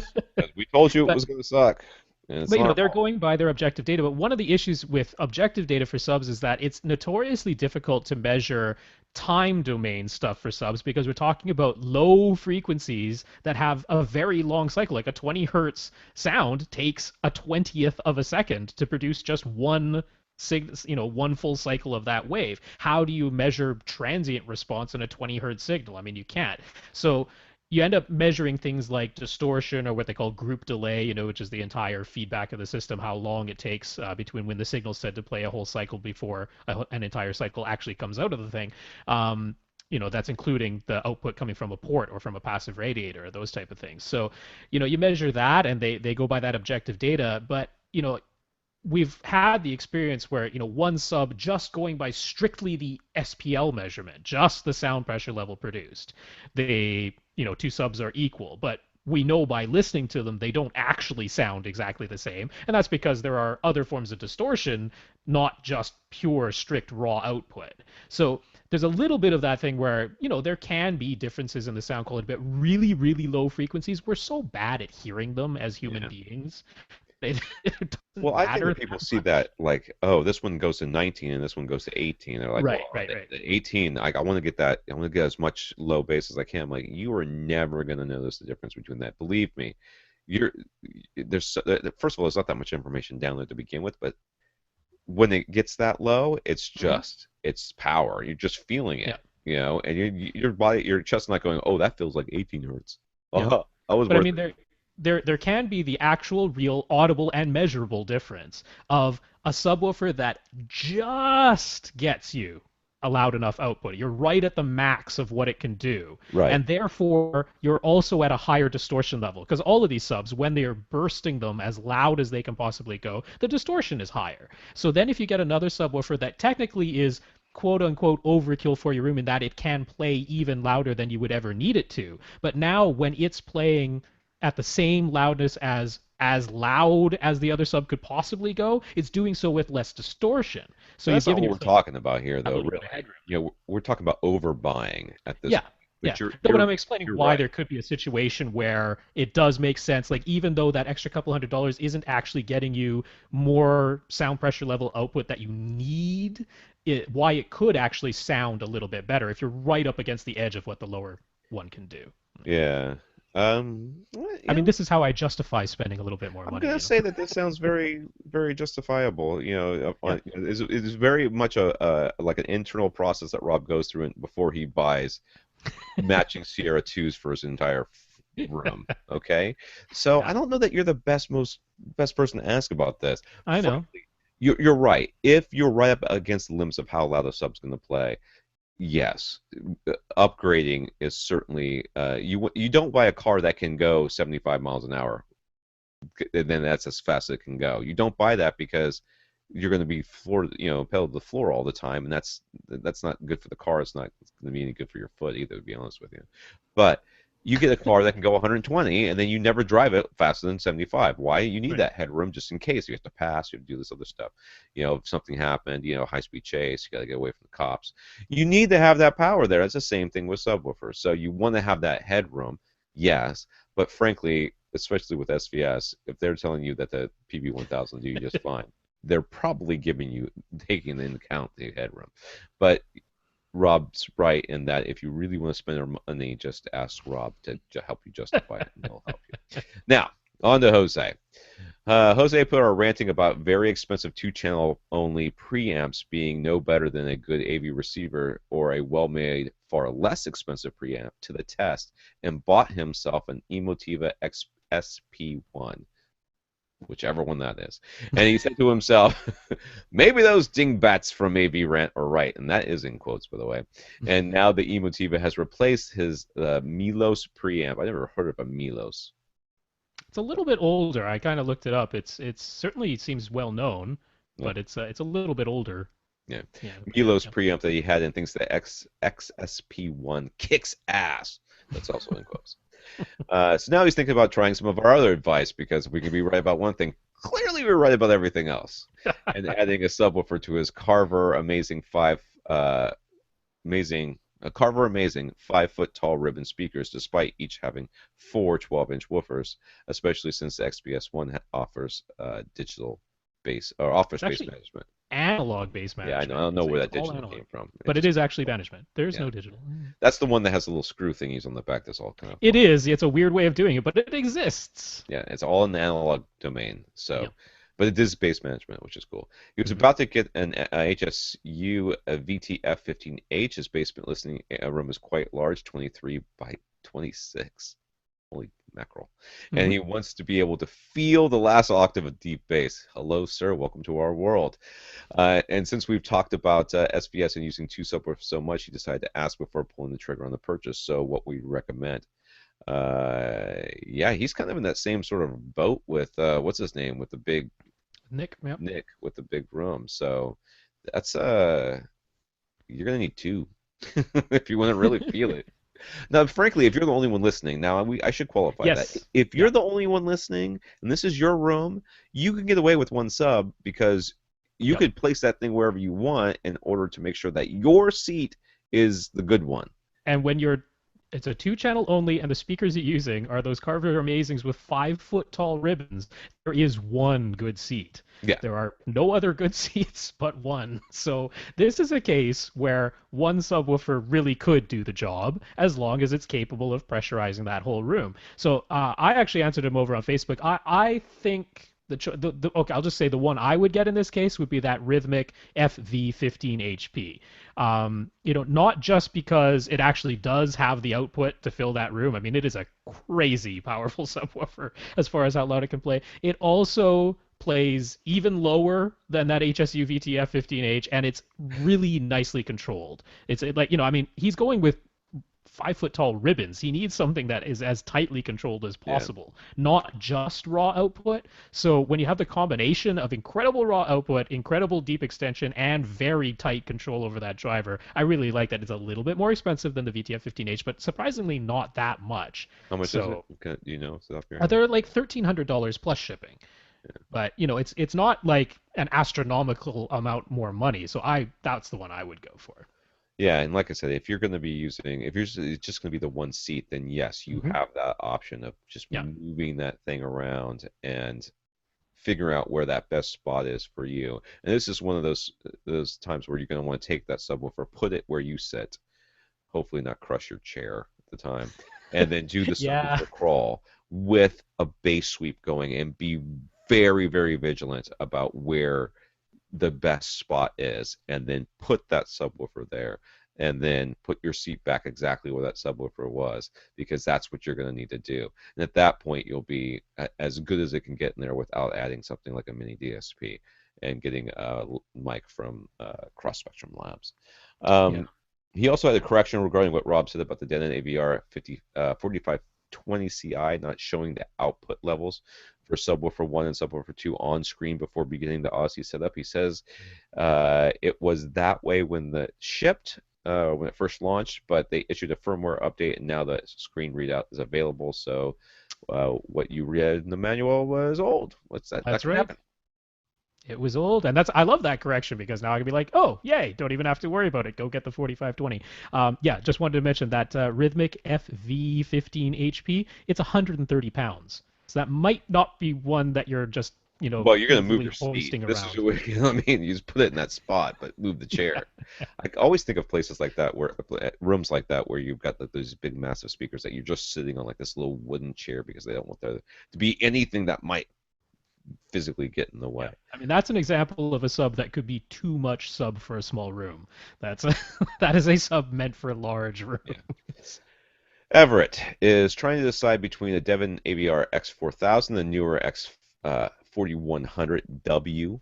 It's a case of old Dolby versus new Dolby, but you would need to save up more money to get the 4100, which would mean he has to wait longer before he can make the purchase. So he's trying to decide if it's worth it and would like a recommendation.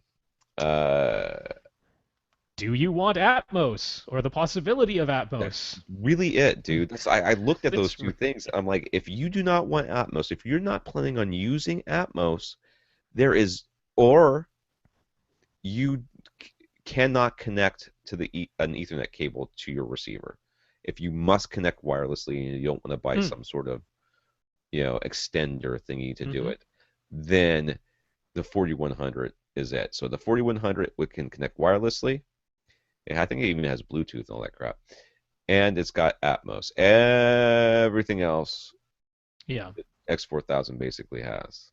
Yeah, if you're at all thinking about getting into immersive audio, I would further recommend waiting until March when DTS makes its announcements and D&M Holdings will be released from their non-disclosure agreement to tell us which, if any, of their receivers will be able to get DTS X immersive audio via a firmware update. All signs are indicating that their flagship models, like the Marantz AV8802 processor, which is just starting to come out now, or the Denon X7200W, those flagship ones, all indications just going by what people are saying on the forums and that, like actual dealers who are, getting these products and have been to all the seminars and stuff, those seem to indicate that DTS-X is a pretty sure bet as some sort of available upgrade for those. But the lower models that have been out for a while, like the X4100, we just don't know. We just I really would don't know.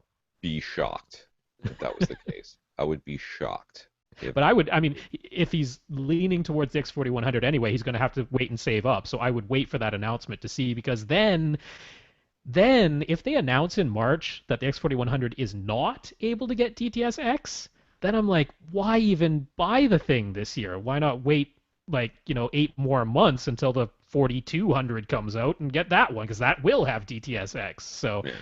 that yeah. So really it just comes down to do you want immersive audio? If you do, wait. If you really don't care about speakers above you, then save your money, get the X4000. Yep. Does everything It's else. it is Yeah. it is it is in it has hit the sweet spot of especially now the prices come down because of the Yeah. 4100 Well, they're is. running out. They have to be running out. I don't know, dude. I think they're still making those things. Um, all right, and lastly, he wanted to know about the ISF modes that are offered on some TVs and AV receivers. Are just another picture mode like Vivid, Standard, or Cinema? Do they actually require professional calibration? ISF certification, when you see that on, or ISF I don't know what they actually call it. Well, they usually have an ISF day and an ISF night picture mode that you can select as though it were like Vivid or Standard or Cinema, Yeah, but amongst them. normally it means in the case of TVs and projectors and stuff like that, that all the stuff, all the settings that you need to control in order to professionally calibrate a projector are available to you in the menus in some way, shape, or Mm-hmm. form.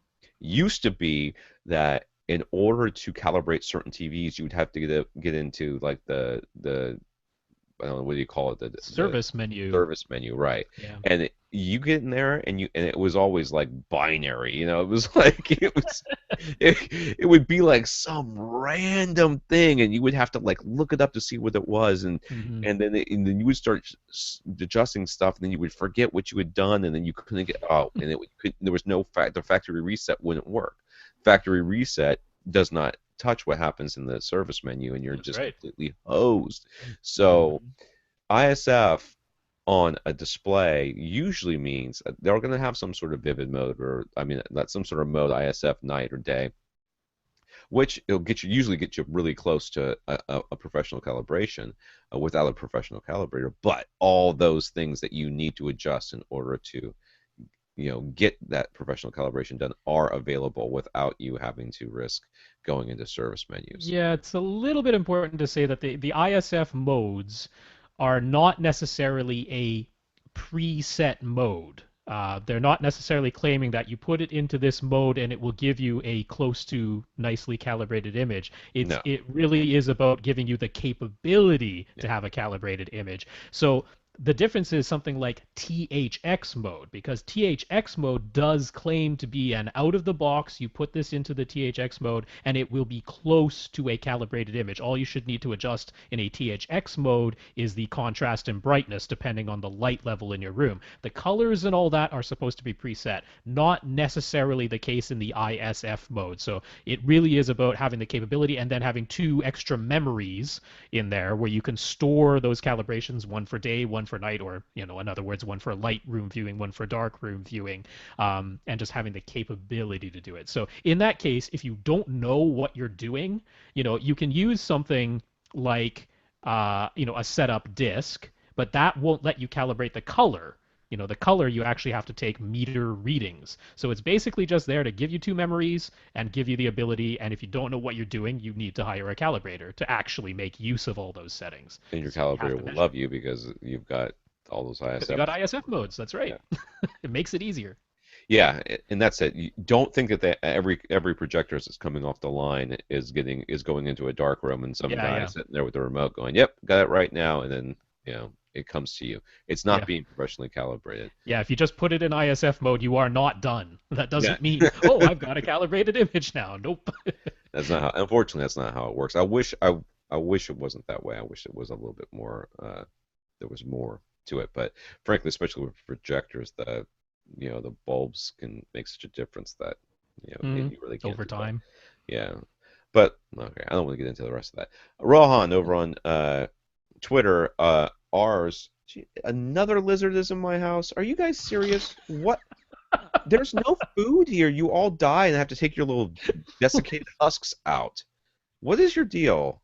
Ah. So many lizards in I was almost at Australia. On Australia, I'd be getting the flamethrower because it was trying to eat me. But here in Florida, they're a little bit more tame. All right, Rohan. Ours reviewed the Pono player and called it snake oil. Several other review sites have posted similarly negative reviews. Um, yeah, it's not. It's not snake oil. That's disingenuous. What it is they promise to revolutionize music by giving you a high quality DAC and a portable player, and then allowing you to download high quality files to your high quality DAC in your portable player, which doesn't fit in your pocket, but fits really good in your hand, which nobody wants to carry in their hand at all times. And you better because look, okay, here's the thing. The Yeah, Pono player itself, I mean, they better have a revision 2 coming shortly because there are issues with that thing. yeah, The touch screen is flaky. That's been reported. Like, these are brand new units just coming off the line, and people are like, yeah, the lower right hand side of the screen doesn't respond to touches anymore after about 20 presses. Like, that kind of stuff. Like, it's just low quality parts, apparently, or just not done well. Things like the buttons, there's no way to lock the buttons. So if you that's my do put it favorite. in a pocket, You can't lock volume, which is yeah, awesome. so I mean, if you Like, do put yeah, it in a pocket, it might just start randomly doing things because a slight little press on it made it go, and you can't lock this. I mean, stuff like that. It's like this is supposed to be some high-end great thing, and that is like it's not a great player just logistically. yeah, Put everything else but it's not aside. snake oil. It isn't. Yeah, I It's wouldn't call this. snake Yeah. oil. The snake oil claim comes in as like this doesn't sound any better than. Well, of course it doesn't. We have been saying that. We've been saying that you really can't hear that much of a difference between, no matter how good your headphones and ears and all that stuff are, between, God, one of our listeners is going to be really mad at me in a second. Between CD quality and these higher quality these files, there is some differences, but a lot of it comes from the fact that they're remixed, or they're remastered.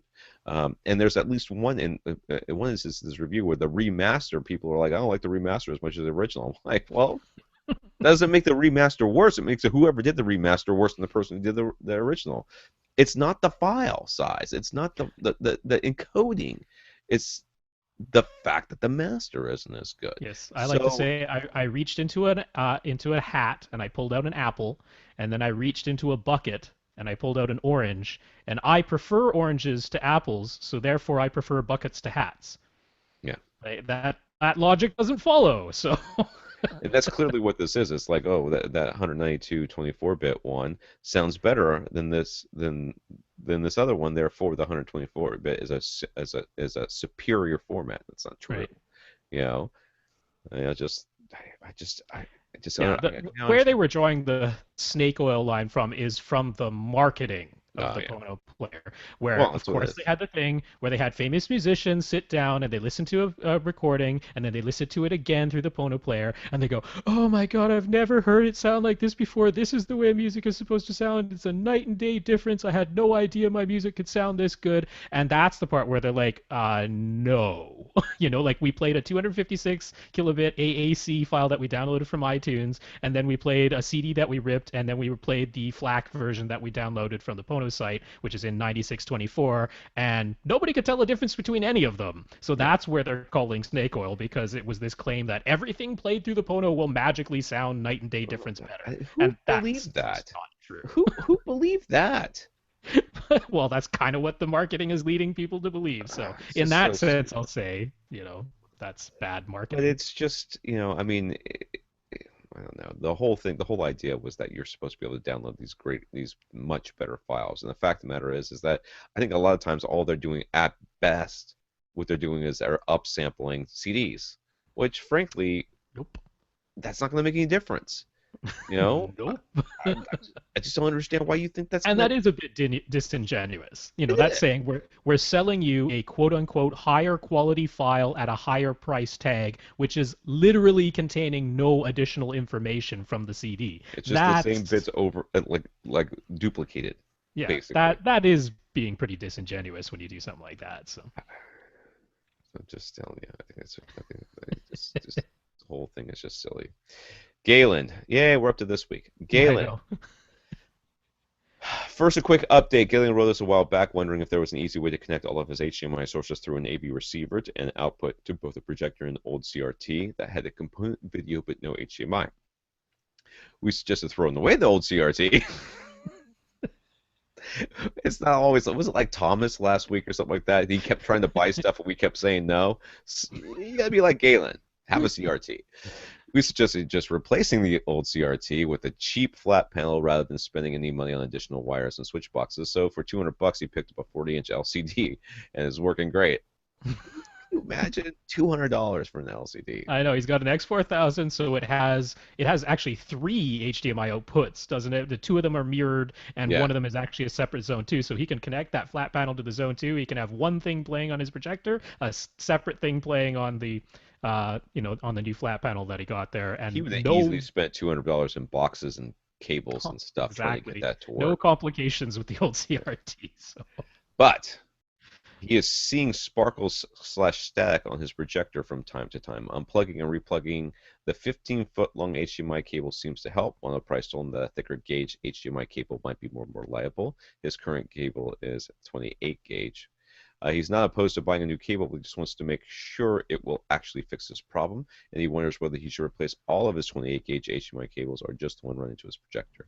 15-foot run is long enough that the HDMI cable itself will fail to pass through full 1080p, HD video. hmm Um, that has happened when I put a cable in my wall, which is 15. It's not 15 foot. It's got to be closer to 10 meters. No, 10 meters, like I think it 30 might foot. be 15 meters, to be honest with you. Is that It's a right? long No, cable. 30 feet. 30 feet. No, 30 feet. 30 No, feet? it's gotta be 10 meters. I'll have to Yep. look to see what it is. Whatever it was, it's a little bit longer than it needs to be, but it goes from the front of my room to the back of my room for my projector in the Mm-hmm. wall. So it goes around bends and everything else. And that I did not, I had to test that because I had like three cables that were that length, but with full 1080p, like it was fine with DVDs and it was fine with some other content, but the minute I put in like a Blu-ray disc, it Mm-hmm. would sparkle, and Mm-hmm. those sparkles are just those bits not making it.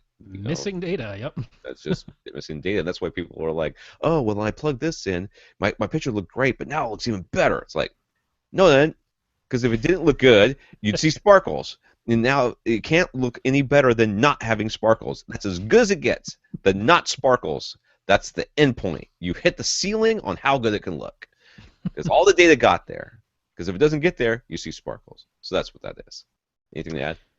No, I don't think so. I mean, if you want to be very, very sure, then what you could do is, just take a short cable, a 6 foot cable, or I guess one that's tall enough at least to reach up to your ceiling, so maybe a 10 foot cable or something like that. But, you could just plug your Blu-ray player directly into your projector with a shorter cable to make sure that it's, for example, not the input on your projector doing something.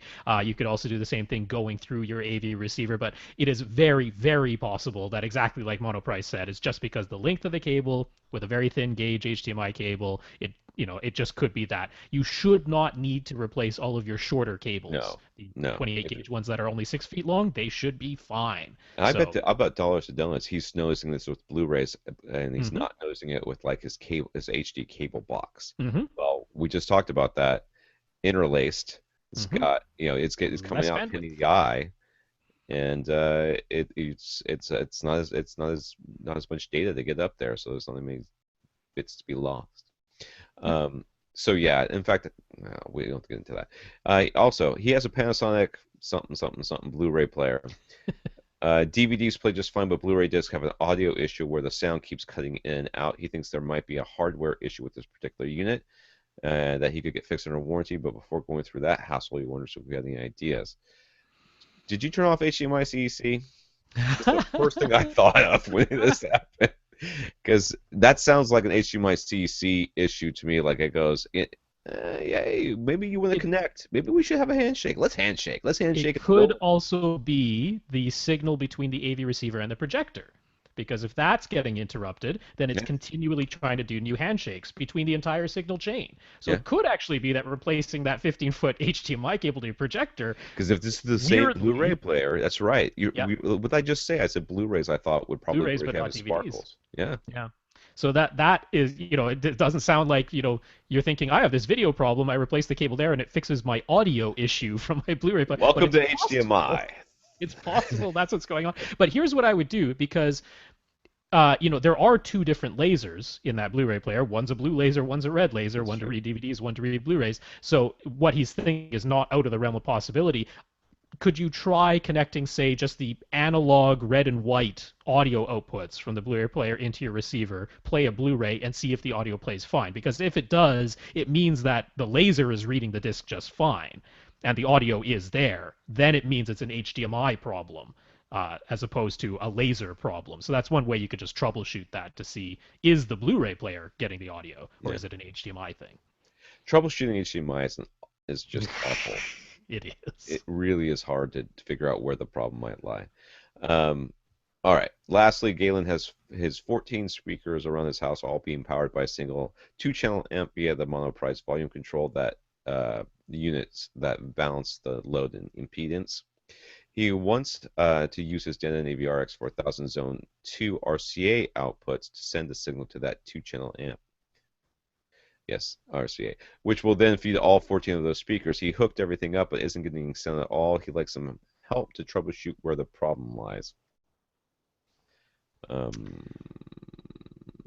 is are your sources digital? Because that's the first thing I usually check. Yeah. I'm guessing that whatever source, if you're trying to send something from like your Blu-ray or or DVD player or whatever it is, to or even a stream source a lot of times won't work. You'll have to check. I would call Denon to make sure, but I would venture to say that your problem is that it only accepts analog sources to zone 2. I should have read through the manual. I didn't have time to read through the manual to see if there was a warning in there. Because, They hide it. It's usually like that little light bulb guy at the bottom will tell you. yeah, Yeah. because the thing is, yeah, like the X4000 is capable for sure of processing 9 channels of audio. So if you set up to use the 7 internal amplifiers to power your main theater, so you're running a 7.1, 7.2, whatever in your main theater, it should have DACs available for those other 2 channels. He's Now I not know, using that though. and he's not using them. Yeah, he's using a Yes. two-channel amp that he's No, I connecting know, up but to the he's zone using 2. the Zone 2 RCA outputs. What I'm meaning is as far as having an appropriate number of DACs, he shouldn't have to send an analog signal from every source to send to zone 2. He should be able to do that with a digital source because it has the chips inside. Now, that doesn't necessarily mean it works that way. I just mean it's not one of these cases where, sometimes people have a receiver and it's only capable of processing 7 channels. Right. And so the only way to run zone 2 is to only have 5 speakers running in your theater, and then you can run zone 2 even though it has the option of running all 7 speakers in your theater. You couldn't do that simultaneously with any digital source because it just doesn't have enough DACs. Mm. But the X4000 has enough DACs to run 7 speakers plus a Zone 2 output.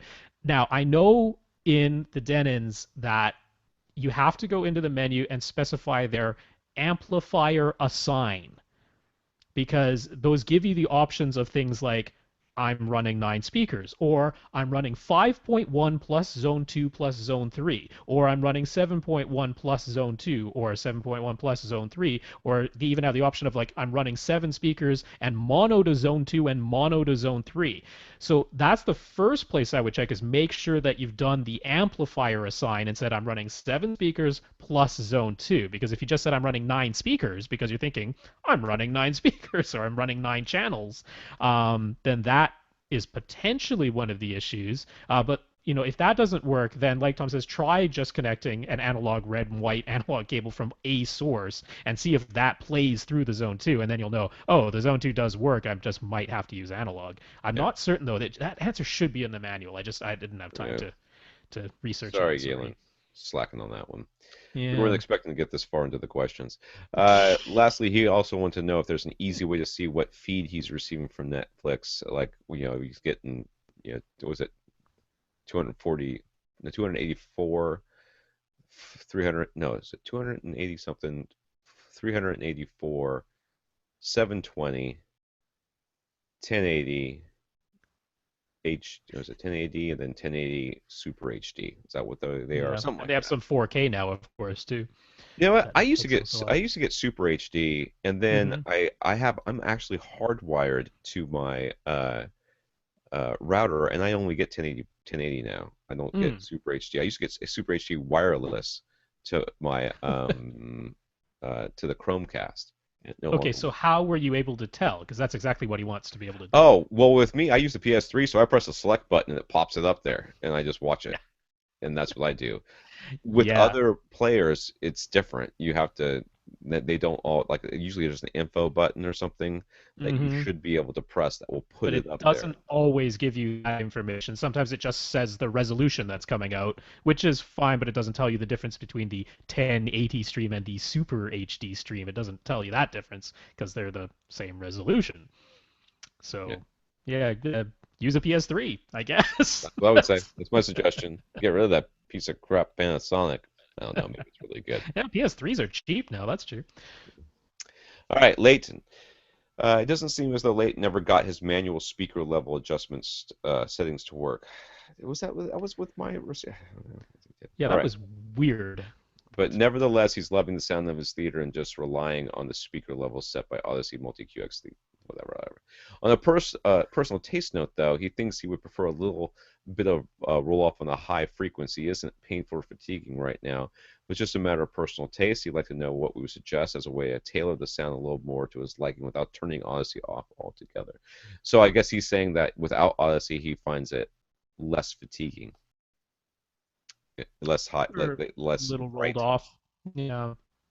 Um, Or he actually does sound better all around, but it's just a matter of personal preference. He's going, I'd rather just have a little bit of roll off in the high frequencies. well, Which there's no tone control I'm aware of in the X4000. I mean, there is there might no be, tone control? not that I'm aware of. There's no Uh, treble and bass control? not that I'm aware of.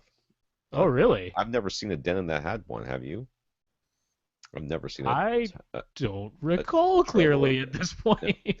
I've never seen one that had a tone control. Oh, because that Yeah, was going to be one of my suggestions was to use your treble no, cut. not that I'm aware of. I'd have to look. Ah. Right now, I think we've probably got more than one listener who's furiously typing at me because we've got a couple of people who are Dave, watching this. who doesn't have just a basic treble and bass boost and I, cut?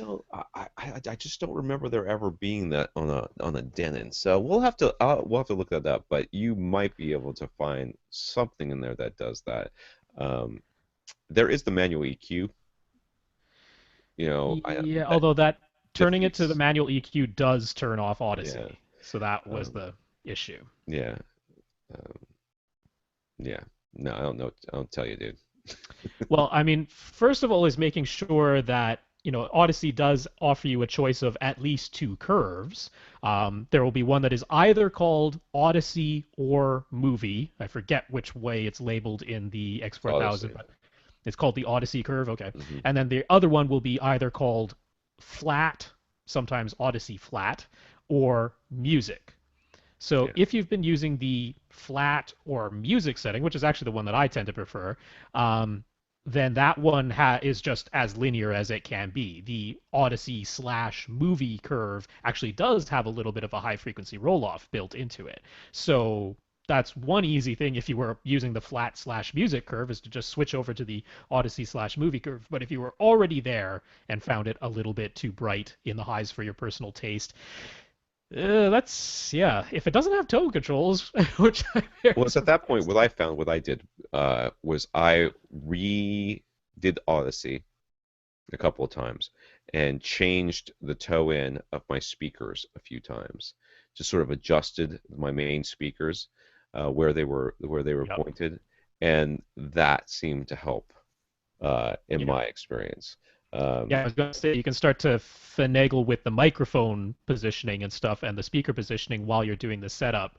I mean, you could even go as far as doing something like I'm not sure how much you'd want to do this because this starts to throw off the equalizer potentially. But something like having the speakers be towed in enough that they're more on axis directly to the microphone during the setup, and then you tilt them away a little bit so that you're a little bit off axis yeah, from them. that's questionable, but yes, that would It's a work. little questionable doing that, yeah. Yeah, that would work. All right, that's enough for Leighton, because we're sending him down a dark path now. He's gonna be we won't hear from 3 weeks later. He's like, I think I finally got it. I've got one speaker behind me and one speaker on the roof. My subwoofers are both in the closet, and I lost my wife. Um, Infinite Gary, oh, this is like the most question dense paragraph of this entire thing. Last week, we talked about Gary's question regarding his various well-known people in the AV industry having very different ideas about acoustic treatments, and even sometimes doing a full about face. Gary says that one such person is a speaker designer who told Gary that they account for the early reflections of the room in their speaker design. Oh shit. Sorry. So they can sound more natural if there's no absorption. Oh shit. Sorry. Absorption on the walls. Gary wanted to know how common it is for speaker designers to take room reflections into account as part of the speaker design. How do they know? I'm How sorry. do they know where your walls are? How could they possibly know that? God, Gary, don't ever talk to that person again. They're not your friend, sir. They're not your friend. That is audiophile psychobabble BS is what that is. That is all it is. They're like, oh, I take that into it. That's why you don't have to use room treatments with my speakers. Hmm. What? What? Now, if So they if I wanted put to your say, speakers in a mausoleum, they're going to sound just as good as if I put them into a movie theater, right? If I take them out into the middle of a field, they're going to sound just as good as if I put them in a stone basement in a Quonset hut. How about that, boss? Put in the Quonset hut. That's right. I'm gonna rounded ceiling with a corrugated metal with cinder block walls. It's gonna sound exactly the same, right? Right? Hmm. I mean, Bull.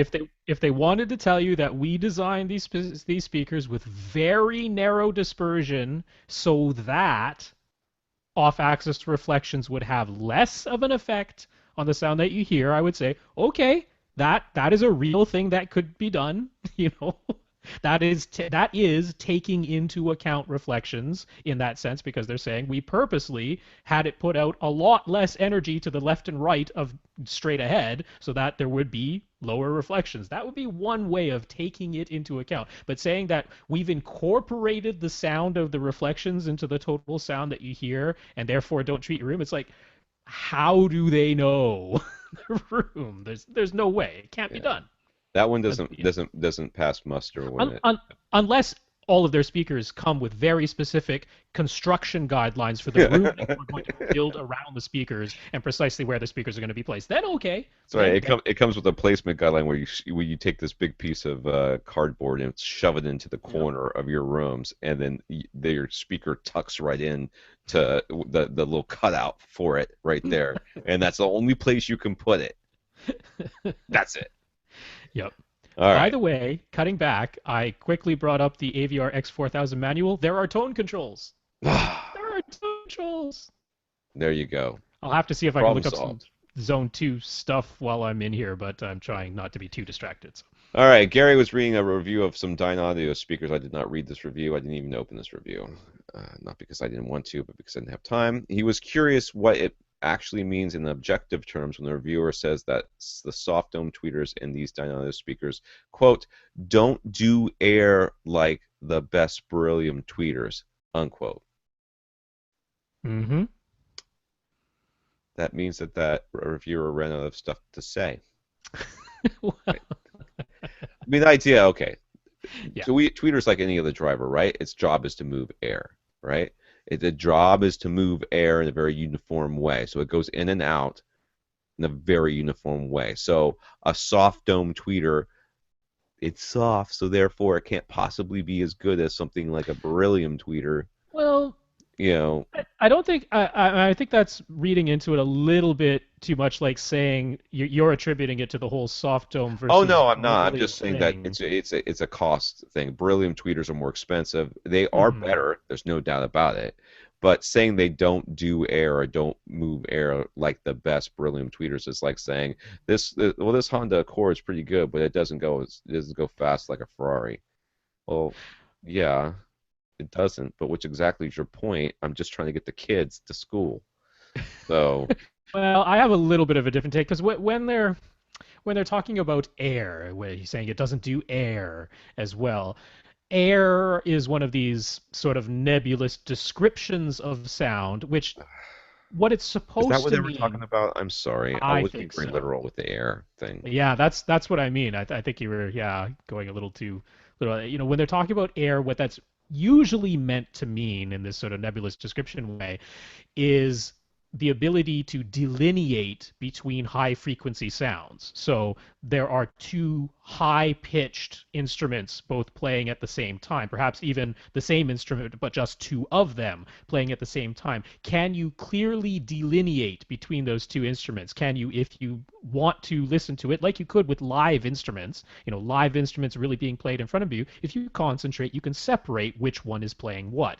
So when you're talking about air around the notes, which is a common sort of description given in reviews, is this idea of being able to concentrate and separate high frequency sounds from one another. I talk about being able to delineate bass notes. It's very easy for bass notes to smear into one another and become sort of just a big jumble mushy sound down there. Can you delineate between them? So that's air, but sometimes it also just means literally high frequency extension. Some Hmm. speakers just don't play much above 8 kilohertz. So they'll say the air is missing, those really high frequencies that a lot of these reviewers are old enough they literally couldn't hear it anyway, even if it was there. But sometimes they're referring to air as that these actually very, very high frequencies, 16 kilohertz or something like that.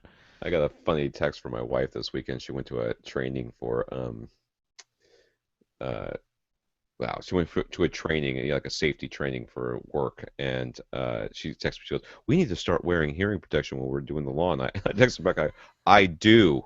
Uh-huh. All right. So Gary also had a very strange error show up on his projector. It looks like crazy red and green traces around the edges of objects in the image. He says he turned everything off, waited a while, turned things back on. The error was still there, but then it suddenly went away after a few seconds. Very strange. That looks a lot like that cable thing we were just talking about, right? Well, not I'm really. I'm looking at. That I was really hard for me to understand what he was talking about. It's just it's a very strange picture error that I have not personally seen before. And Gary has never described it before, so it's a little bit troubling and upsetting as to where the heck that is coming from. I mean, it almost looks as though because he has a DLP projector, it's a single chip, and the light source is LEDs. So it's flashing red, green, blue, red, green, blue, red, green, blue LEDs onto this single DLP chip, and that's what's producing the image. So I mean that because it looks like it's in the areas that are supposed to be black. yeah. So it almost looks like for whatever reason, for some reason, red or green got But it's not flicked in on all when. the black areas because Yeah, if you look at it's like the some, there's outlines. yeah, it's just outline stuff. So I don't think it is black. It's a different, if it's anything, it's a different color. And I mean there's, that just doesn't look like an HDMI error to me because an HDMI error is more random than that. I mean, it's really following the outlines of shapes. yeah. To My me, that's first thought when almost I first like, saw it was that it was the HDMI cable, but now that I'm looking a little hmm, bit closer at it, I can see your point. Yeah, it could be yeah. his projector might be failing Well, I don't know, but somewhere. I mean, it's I mean that because of the fact that these errors in the picture are clearly following contours and shapes. I'm like, is there some sort of edge enhancement Yeah, processing that obviously really screwed up? Because it shouldn't be drawing red and green around objects. That's really weird. But because it's following those shapes, it makes me think it's part of the video processing. But then this way that I mean, not it wasn't that resetting it fixed it because sometimes it's the old unplug it, plug it back in, and everything's fixed because it got reset. I mean, this was like he plugged it back in, it was still there, and then it went away, yeah. which is very odd. So I Tells me I that don't know what to tell something him. that within the that's tells me something within the projector is failing, and that Yeah. it's for whatever reason it kicked back in. It's just like my washer machine. I had a washer machine that it stopped spinning on the spin cycle. It did all the turning it needed to do with the wash stuff, but it wouldn't spin close. And I went out there, I kicked it, and it started spinning. I was like, "Yeah, I fixed it," and that worked for a Mm. little while, and then it just died. So I'd be shopping if I were you, dude, just in case. And then I would call Yeah, whoever I'd be whoever calling. made Yeah. your projector and say, "Hey, this is what I'm seeing. Here's an image. I want to send it to you. What's going on?" And see if they go, "Ooh, are you still in warranty?" Because if you're not, then I'll tell you. Okay. So I have been spying through this. Sorry to Gary and the answers we were giving, but I've been spying to go back to Galen's question about that Zone 2 thing. Hmm. So I'm going through this manual now. In the Zone 2 setup part of the X4000's manual, it talks about HDMI audio for Zone 2 only. And there's a setting in there of through, which is the default, or PCM. And what that's saying is if you set it to through, the Zone 2 will output the same signal as what's ever coming in. For example, something like Dolby Digital, that will not work out of the RCA outputs because they don't know what Dolby Digital is. They only understand a stereo signal. That one, since through is the default and PCM is the other thing you can choose, which says the HDMI audio signal is converted to PCM so that you can listen to HDMI sound from the Zone 2 pre-out. I'll Oh, there bet you you go. that one was not changed. Yeah, I bet it So, wouldn't. I wouldn't have looked for that. So because there you that's go. that because the default setting won't work. So that might explain things. There you go. Check I that hope out, that's dude. the solution. Hopefully, you Yay! listen this long to the into the podcast Yeah, and you that's give up right. after the rest of that. Byron, wondered about Axiom Audio's quad pole QS8 surround speakers since we talked about bipole versus monopole speakers in the last episode and mentioned how almost all recordings are made in the studios using monopole front firing speakers. Byron wanted to know how the QS8s would even work, or how a listener would go about setting them up. You hang them on the wall. They used to sell a stand. It was really bizarre. Yep. Had a Um, hole cut out in the bottom so that the down firing driver had yeah, somewhere to because fire. there's woofers on the. Is that right? There's woofers on the bottom and the top, Yep. and then there's tweeters Tweeters. on the angled sides, so Yep. it's firing in four directions. I had these speakers, and they work Yep. just great, but you hang them on a wall, and they're all firing in phase. In S- phase. That's the key. They're all firing in phase, all So four of those drivers. the tweeters are firing in phase in two different directions. The woofers are firing up and down in in two different directions, and they're all firing at the same time.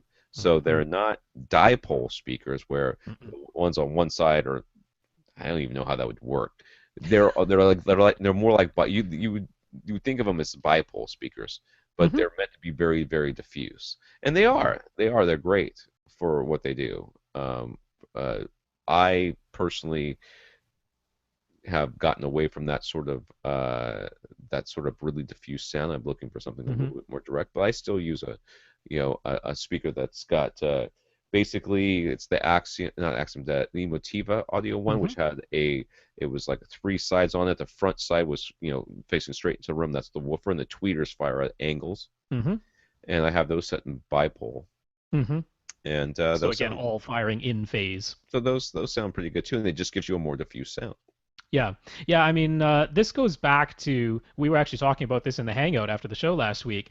The whole idea of either dipole or bipole or any type of diffuse speaker used in the surround pistons, it comes back to when you go to the movie theater and when everything was still channel based, you had a row of speakers along the sidewall. You didn't just have one speaker on the side of the cinema. You have a whole row, and they're all firing all together, all at once, which creates a diffuse sound. You come back home, and most of us don't have three or four speakers lining each side wall, all playing together. Most of us just have one surround speaker dedicated to that, playing that entire channel. So when we're trying to recreate the same sound as many speakers playing that one channel, then it makes some amount of sense at least to use either at least a very very wide dispersion speaker or one that is diffuse. So that's where it came up, and that's why it sounds good with most movies. But now that we're moving more towards object based audio and actually pinpointing sounds in their locations as opposed to a diffuse channel that just blankets a whole side wall, we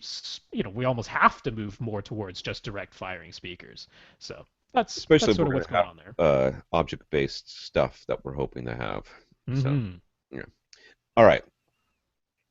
Uh, yes, I actually had the QS4s too, by the way. I had the fours Oh, and the the little eights. guys. I had the eights on my side and the fours behind me. I ended up dropping the Ah. fours because it was just confusing to my ear. John on Facebook thanked us for our responses to his question about passive radiators and bipolar speakers from last week. He bought an SVS SB1000 to replace his 18-year-old 8-inch Velodyne. He says it's awesome and thinks SVS should pay us. Tell them. He was curious what bookshelf speakers we own, and he'd like to know if some of our favorite bookshelf speakers. Since the SVS purchase went so well, he's pondering upgrading his definitive technology bookshelf speakers now too. Now, I have heard so many bookshelf speakers that I can't tell you which ones I've heard because I've heard too many. I don't know. I couldn't even begin to make a You can list. say which ones you currently own, though. The only one I have are the Empyrean Audio Veris Grande bookshelves. They're in my closet someplace. I don't use them for anything. They just sit up there. Now, oh, that's not true. I've got like computer speakers,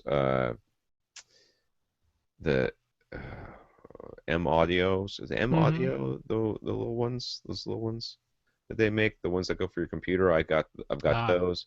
The Rocket 8s, which are another computer yeah, from speaker, which I KRK. Yeah. yeah, I gave them to a friend of mine. I go visit them all the time. I Mm-hmm. usually don't listen to them too well because I'm hip deep in alcohol when I get by the time I leave that place. But you know, he's also got Axiom, those little Axiom all walls they made for a while. I don't know if they still make Uh-huh. those. And Uh, so I hear those. Uh, I think that's what I've got right now. yeah, I mean, we mentioned some of our favorites earlier, although those are all expensive. Yeah, those Those are are those are the all pricey ones. those are all expensive, but those are some of our favorites. That's one of the reasons we mention them as, quote unquote reference. But in that recommendation, I wasn't talking about any internet direct speakers because we're talking to a listener in Europe, and a lot of the internet direct speakers that we talk about tend to be North American centric.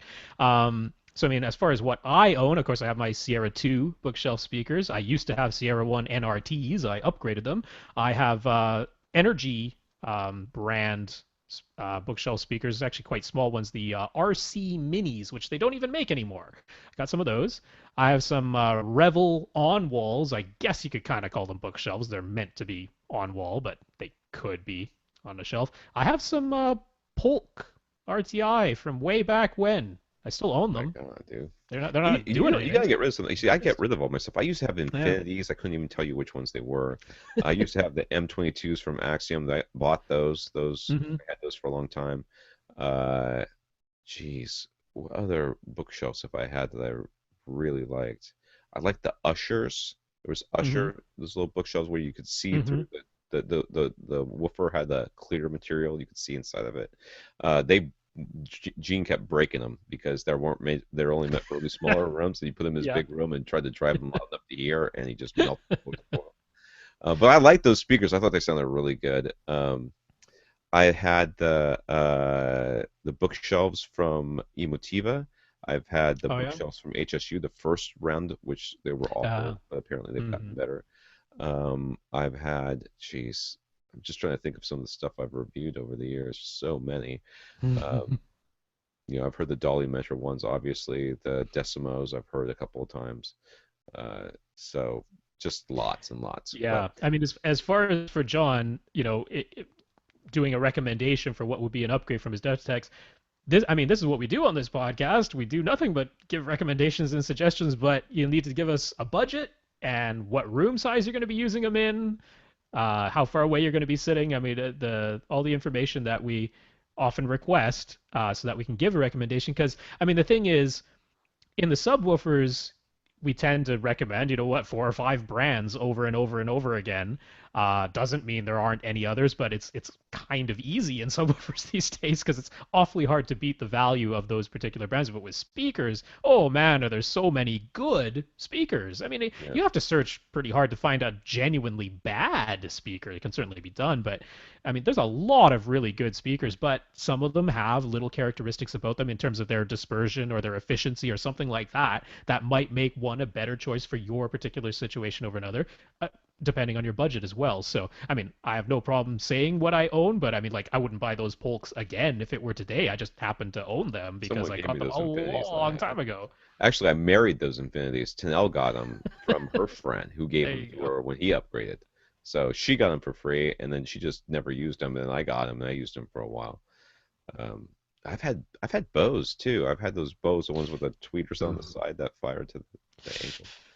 Yeah, those are Ouch. yes, I know. I gave them to Gene as a housewarming gift. I actually Ah. mailed them to him. I'm not lying, dude. I did. I was like, this is gonna be That's so awesome. awesome. It was awesome. Gene called me up and said a lot of bad words in my direction. All right, Ahmed was also keen on trying to help Mahi find the enjoyment and satisfaction he was expecting from his speaker and amplifier upgrades. If you remember, he was the one that went from like the Andrew Jones stuff all the way Hmm. up to Sierra basically 2s that I everything that Rob have. owns. He wanted to stress the importance of using high quality recordings to evaluate, but for those recordings to be also very familiar to the listener. So you need to really, that's what is his suggestion. To Well, I that mean end, that was an interesting thing because I mean, right there is leaning towards this sort of more audiophile practice of looking for very small differences. yeah. Because the whole point of using high quality recordings that you're very familiar with is so that you can identify small differences that you didn't pick out before with the previous gear. And Mahi's Mahi was saying really looking for massive differences because big of the amount differences. of money. Yeah, Yeah, because he was looking Mahi's for saying Ferrari versus Accord. yeah, he's saying I heard differences. It's not that I would mistake one speaker for the other just outright, but I just didn't think the differences were big enough to make me happy. So that's a different thing. But it gives you an insight into, we do get excited when I listen, when I listen to a high quality recording that I'm very familiar with and I catch something new or I hear it played slightly more clearly or slightly more realism to it or something like that. I do get excited about that, but that is genuinely a very subtle difference. Yeah. So, anyways, he thought that AV Rant should add a section to the website where users could post their recommendations for high quality recordings or specific timestamps of movies to use as evaluation material. He also included a link to a YouTube recording that he thinks sounds great on high quality playback systems. There's a lot of that information out there. I'm not really sure that we need to have it on the list, but we could start like Facebook posts, right? Yeah, Do it on Facebook. yeah. Do it on Facebook. I actually included a link in our rundown. I sometimes go over to the Ascend Acoustics website and chat with some folks there, since obviously I bought their speakers, so I'm still up in the community there. But they actually have a whole thread dedicated to recommend great recordings, recommend great I music have a to listen to. problem with this whole thing So because it's just so subjective. I mean, some it of it's is. objective. It's objective in that this is better recorded, but it could be a fantastic recording, but I could still hate the crap out of it. And some of the stuff that I really like to listen to, it's garbage. Mhm. It just sounds awful. I know it sounds awful, but it connects with me on a level that has nothing to do with how well it was recorded. So, do I recommend that because it has Right. a social connection for me, or do I only recommend? Because then you end up with like, oh, this new classical recording came out, it's fantastic. I'm like, no, that's But you can okay. do things like, almost everything from AIX Records, which is Mark Waldrip, right? The guy who's from Yeah, Porcupine Tree. Like everything there is recorded in extremely high quality. Almost everything from 2L that actually being made by 2L is at least recorded, like from a I like technical point AIX, of but view. man, dude, that's some Yeah. folksy crap. To be honest with you, I know, but I mean, just from a technical side of do I know that this was recorded really well? At least that much, right? So yeah. Anyways, yeah. That yeah, that YouTube video I wanted to comment. I almost had to laugh a little bit because that is one of the most, I would say, overproduced, dynamically compressed things I've heard. There is no dynamic difference between any of the voices or instruments, so it's funny that he recommended that as something that he really loves to like hear I on a high said, this quality is disc. why it's a Because I'm subjective like, thing, and it's there are something that no dynamics. yeah. I was hearing a lot of the reverb they added to that, and Hmm. I think a lot of people hear that sort of echoey, like that it's not the same. You got to really listen to like a Diana Krall, which again, I like to listen to Diana Krall when I want to listen to something and hear it, but I don't really like to listen to Diana Krall because I mean, Yeah. she's a great singer, and there's no doubt about it. But Jesus, lady, come on, just you gotta have a happy day every once in a while, right? But it just sounds so down all the time. Anyways, yeah, that's the sort of that when you record something very very close to the mouth and you can like hear their lips separating and stuff like that, Hmm. gives you the sense that it's well Right. recorded. And that doesn't necessarily mean that's the case though. It still could be in post production completely dynamically compressed, you know, a bunch of reverb and echoey crap added to chorus stuff added to it. So anyways, Jeb wanted to comment on David's bass issues with his vaulted ceilings. Jeb says that his room also has vaulted ceilings, and he went through a ton of trial and error along with detailed measurements in Room EQ Wizard. He discovered that a 5 hertz measure adjustment to the crossover frequency of his speakers, in Jeb's case going from 80 hertz to 75 hertz, made a large and audible difference. So, with oddly shaped rooms, he just wanted to stress how important it is to measure and consider small and possibly unexpected adjustments. And then you are absolutely right. I never would have guessed that adjustment would have made the difference. Um, the 75 to 80. When you say it, I can hear it.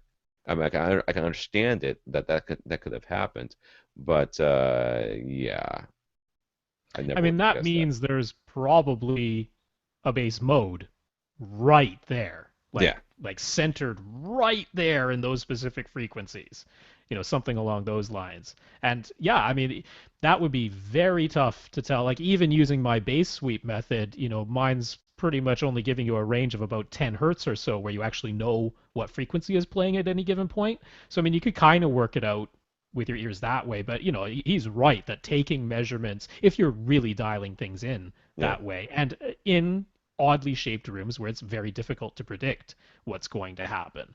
So yeah, I agree with all of that. yeah. The measurements are worth it. Jeb also sent us an awesome and very well written email with plenty of photos showing off his setup. He says that AV Rant all the way back from single digit episodes. Jeez. Has been pretty much his sole source of recommendation and education. He's thrilled with his results. Great, Jeb. That's fantastic, dude. I'm thrilled to hear that because believe me, it makes it all worth it when we find out that people's theaters are much better because I hate to think of people out there, you know, I do. I hate to think of them going out there and getting gear and getting home and going, why doesn't it sound good? I don't understand. And then, you know, feeling, and it's just sitting there and getting dusty. All right. Rob particularly likes his DIY acoustic treatments that he made out of coffee bean sacks. I thought those were cool. He took, I can't see them. There's no the picture doesn't. oh, well, The you picture you got sent me his. was like a fisheye one, and it's Yeah, I didn't give you the all the pictures in this rundown because you got the email, so all the pictures are in there. But yeah, anyway, it was very cool. He took some like those full-sized coffee bean sacks that you get like from an importer or something like that, and he used that as the covers for his acoustic treatments. So okay. I thought that was cool. Looks That's neat. cool.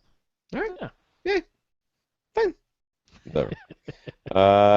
The electronics and speakers are all Emotiva, and he has an SVS SB13 Ultra, and it's managing to cope with his 25,000, yes, 25,000 cubic feet of air, since his setup is basically a wide open section of a loft area above a great room below.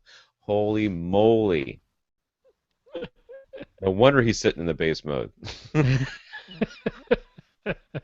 Bob ordered an SVS SB1000, but wasn't sure how to go about optimizing the setup with this Pioneer Andrew Jones towers and his Yamaha RN500 stereo receiver. The RN500 has a dedicated subwoofer output, but no crossover setting to adjust. We've previously said to turn the subwoofer crossover knob as high as it will go, or bypass the subwoofer's internal crossovers altogether if possible. But that is when the AV receivers handle the crossover. What about this situation? I did some research on this one. I'm not sure Ah, Rob did. I did I research. did. RN500 stereo receiver has an internal crossover of 90 hertz. So, On the subwoofer only, let though. me finish. Yeah. Good. Don't Yeah. correct me, boy. All right. You weren't done. The 900 the RN500 has a 90 hertz crossover. That means 90 the stuff that 90 hertz and lower should be going to your sub. But the speaker outputs are still outputting full range to both speakers. Yeah. That's your problem. So what you're going to want to do, and I did not look on the back of the SVS sub, but I think it has line level ins, right? Oh yes, it has line level ins. Yeah. I mean, well, speaker level ins, right? It's got all that stuff. It has speaker level ins too, but it doesn't have speaker level outs. Does it need speaker level outs? Oh, Well, it if does you need were speaker. thinking that you were going to use a crossover built inside of the SVS. subwoofer to create a high pass filter for the speakers, now the Ultras can do that. The Ultras allow you to set a high pass output back out to the speakers, but then you'd also need to connect it to a separate amplifier. So, no go. Okay. Eh. All right. Yeah, I'm looking at this picture right here. So, yes, you have to figure out a way to cross over um, that speaker in a different way. I mean, those speakers in a different way because the subwoofer is going to get the 90 hertz, but your speakers are also going to get the rest of that. Yeah. Well, this is the one where um, I mean, we can go into the whole complicated thing of how to solve this, but ultimately, to create a high pass filter for your speakers, you would have to have something external and you would have to have external amplification. You can't just put a source into the RN500 and have any way of playing it through the speakers in any way other than full range. Now, the thing is, those Andrew Jones speakers, they're well designed, they're well made. Even though they're getting a full range speaker, they're not going to produce a whole lot below 40 hertz. And they're just naturally going to roll off below that point and just not play those frequencies. And that's probably a good thing in this case because you're not going to be able to do the ideal thing we've been talking about, which is you find the best location for your subwoofer, get that sounding as linear as you can, and then use the crossover so that you have as linear a transition as you can between the speakers and the subwoofer. You're not going to be able to do it the way we've normally described. But what you can do, this is the case where having that actual crossover knob, that fully adjustable crossover knob on the back of your SVS subwoofer that you just bought, that's going to come in very handy now because the speakers are getting a full range signal no matter what goes on coming out of that RN500. That's just the way it is. Now you are going to, by trial and error, you can still do the subwoofer crawl to begin with to find the best location in your room for the subwoofer. But once you found that location, you're just going to have to trial and error move that crossover knob up and down until you get the most seamless blend that you can between your speakers and the sub. That's likely going to happen somewhere, probably I would guess around 50, 55 hertz. It's going to be somewhere in that vicinity. But because of your room, it might be a little higher or lower because the speakers are producing sound fairly linearly all the way down to 40 hertz themselves, but your room won't allow you to hear it that way. So this is the little bit trickier one. This is why we like being able to base manage our speakers and subwoofers, so we don't have to quite deal with this complexity of doing it. But when you have no choice but to have full range going to your speakers, that's when that crossover knob is really useful. Just seems like there should be like a mini DSP sort of, But then you need a separate amp. no, Yeah. there should be. Or you We would need have some way fixed of it. taking this signal out of the stereo receiver and then feeding it back into itself, It and they, just they don't really do should that. do like They don't a do that. pre-crossover. You know what I mean? Some Something of you them could had that sort of like tape loop thing in and out, but I looked into that and his doesn't work that way. So Ah, that's too bad. nope, that's the way this goes. So I mean, I like this question because this is the situation where you don't have the choice to set your speakers too small. That choice just doesn't even exist for you. Yeah. They must be run full That's what's range. great about that analog only Emotiva we were talking about, the SP1 or Mm-hmm. whatever it is Yep. that it does have an analog Yep. crossover within Yeah. it, For the which people who is are like, I don't want anything digital, but I still want bass management. digital is the devil. Everybody knows the devil brought us digital and then made us get really big files that don't sound any better. But mono is here to stay. Mike had a bone to pick with us. Are we really going this long? This is crazy. I'm so I'm surprised. going through this stupid stuff. We're almost done. That stupid Okay. stuff. I don't mean that stupid. I mean like I'm mad at it for still being here.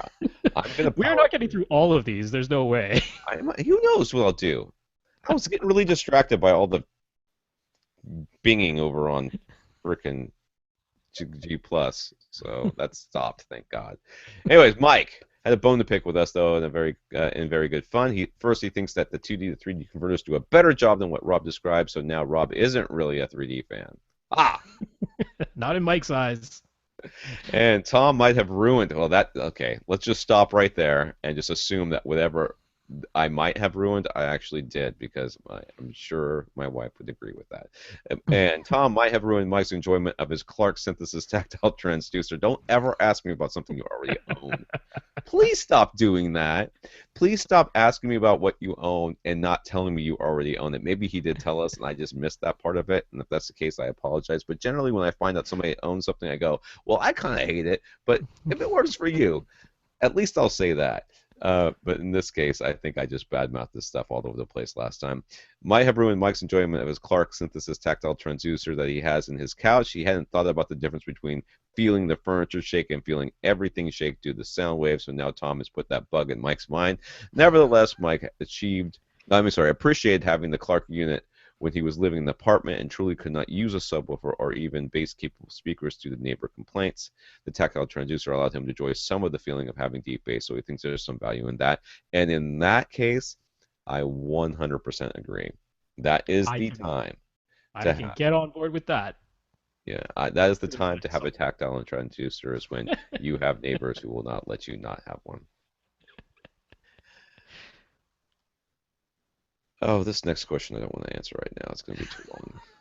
Is it? It's not really that long an answer, is it? Yeah, but whatever you link this thing up here, that I don't know what that is. That doesn't seem to have anything to do with the That's question. the solution to his problem. It's not. It's a wireless speaker transmitter. That's not what you. That's a line out converter. It goes to a car. Yeah, no, but this is what he needs to do what Okay. he wants to do. All right, Michael. Apparently, Rob's got an answer for you, which I think didn't make any sense. So he's going to explain it to both of us at this point. Has a Denon AVR 1912. That's an older receiver. I think my parents had a 1913. Yeah. Could Does not be. have any Zone 2 outputs, but the surround back speaker terminals can be assigned to power Zone 2. He would like to send a signal wirelessly to his theater from another I'm sorry, from his theater to another room in his house. So is there some way to connect his surround back speaker terminals to a wireless speaker transmitter? And how does this work? I don't see how this is working. Yeah, so this device that I've linked to now, I found this over at Crutchfield. I know Michael's in Canada, so I mean we have Crutchfield Canada. I'm not sure. It's a $20 device. It's part of like normally it'll be in car audio. So actually the I didn't think about the power connection might not work in a I was gonna say, house. what are you gonna hook this thing up to? But this is the type of thing we need to look for, which is what they call a line output converter. This is taking a speaker level amplified signal, like what's coming out of the speaker binding posts, and lowering the power on it back down to preamp levels. Because I honestly I did like 5 minutes of research trying to find a wireless transmitter system that uses speaker level inputs already amplified inputs. I couldn't find any. The only wireless speaker transmitters I could find all expected to use an RCA, the red and white Yeah, analog yeah. connections, which makes sense. That's what you would expect to use. So this device, you can search for a line output converter or speaker level to line level converter. That's the type of thing you're looking for. It shouldn't need to cost an arm and a leg, but what that will do is let you take a speaker wire amplified connection and knock it down in power back down to your regular analog red and white connections, and then you could go from there into any wireless transmitter. So I mean this is just a case of I don't have line level zone 2 outputs, but I have these speaker wire amplified outputs. Is there some way of connecting it? You need a go between device that converts it for you. So it should be possible. I just don't know if it's worth all the trouble, to be honest. But it's something that should be done. It should What be is so possible to important do. in his home theater that he needs to transmit it this way? That's, I guess, my question. I mean, I don't know. I mean, at I this guess point, it's there's so many cheap wireless speakers. I just love all these little wireless speakers you can take around everywhere. I just love them. I love I them. guess I know it's they all sound like complete garbage. And guess what? Don't care. It's garbage I can walk outside with. It's garbage that will charge my phone if my phone's dead. It's garbage that is just, I just love all this stuff, it's man. sort of a slightly whole home sound type of thing, right? I'm Yeah. playing music in my theater and I want the same music playing at the same time in another room. How That's else would he? so rare, though. Really, Uh, that doesn't happen that often. I'm sure he's got a very valid use for it, so I'm glad that you fixed this problem. We've got a question from Dan, a question from Kevin, a question from Joe that we are not going to answer we today, got but we will get way further than I thought we would. back to you. Ephraim has a website called Dag- Dagogo, Dagago, I don't know, Yeah. which posted a customer written review of this Stravinsky something. I don't know what they are. They're cables, right? And That was the best pronunciation of Tchaikovsky I've ever heard. well, I don't know what the Skogrand is, but Tchaikovsky is, well, Tchaikovsky, yeah. After I fumbled over the part, the go part, I just continued to fumble. It was sort of like tripping over the first step. You're not going to suddenly get all whatever. yep. Anyways, there's a very long cable review that he wanted us to do a review of the review, and I'll link that up. We can talk about it, I guess, at some point. But you always know a review is going to go great when, first of all, they say, first of all, he's a customer, and second, the very first line, I'm one of those who experienced that cables affect the sound of an audio system. I mean, at least they're telling you whether to be in or out right at the top. Right at the top. But I'm one of those who experienced that cables affect. The whole sentence is clunky, really. Everything in this thing is clunky. It's Yeah, I, I I don't think know. it's all translated because the guy Yeah, is, that was your yeah, I guess. Yeah. think it's Chinese or something Or like that. it's English as a second language, Yeah. perhaps, something like that. Yeah. But however, it never occurred to me that they could open up so many musical dimensions until I tried the Skala cables. The experience was so profound that it caused a paradigm shift in my audio journey. I always wonder about audio journeys. Where do audio journeys start? And more importantly, where do they end? Because it seems to me that audio journey should involve whistling. And if you're not whistling the entire time, you're not really on an audio journey. So here's the system that's used for this review, which looks like, I don't know, somebody deconstructed a church and then put a little dog on top of it. Anyways, he's got Brysons and more Brysons and Lynn's, and is that an analog? I don't know. It's got a Hercules power supply. So when you start listing your power supply, you've completely lost me. FM acoustic. I don't know if that's a brand. In case you couldn't tell Rod what we largely think of this review.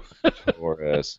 I don't know. He does have some room treatments in there that look like mostly diffusion, but he has stuff like that.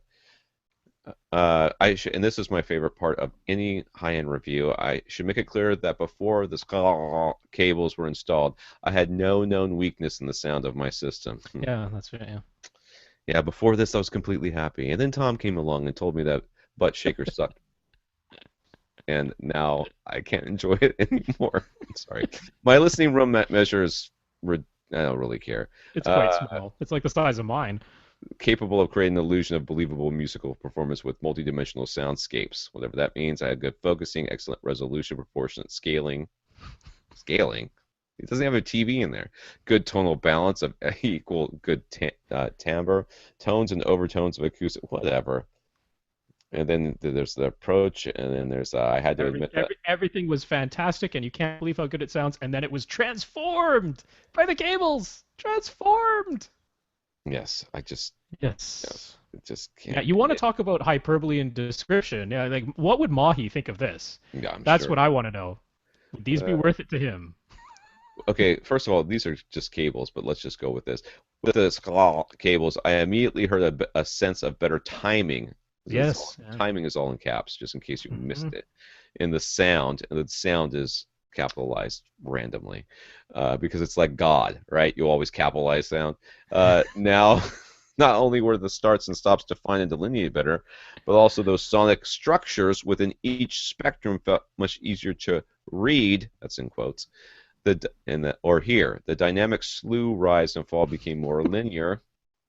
What does that even mean? And coherent. There are so many sentences in this where it like the words are words, but they don't mean anything in the order in which they've been written.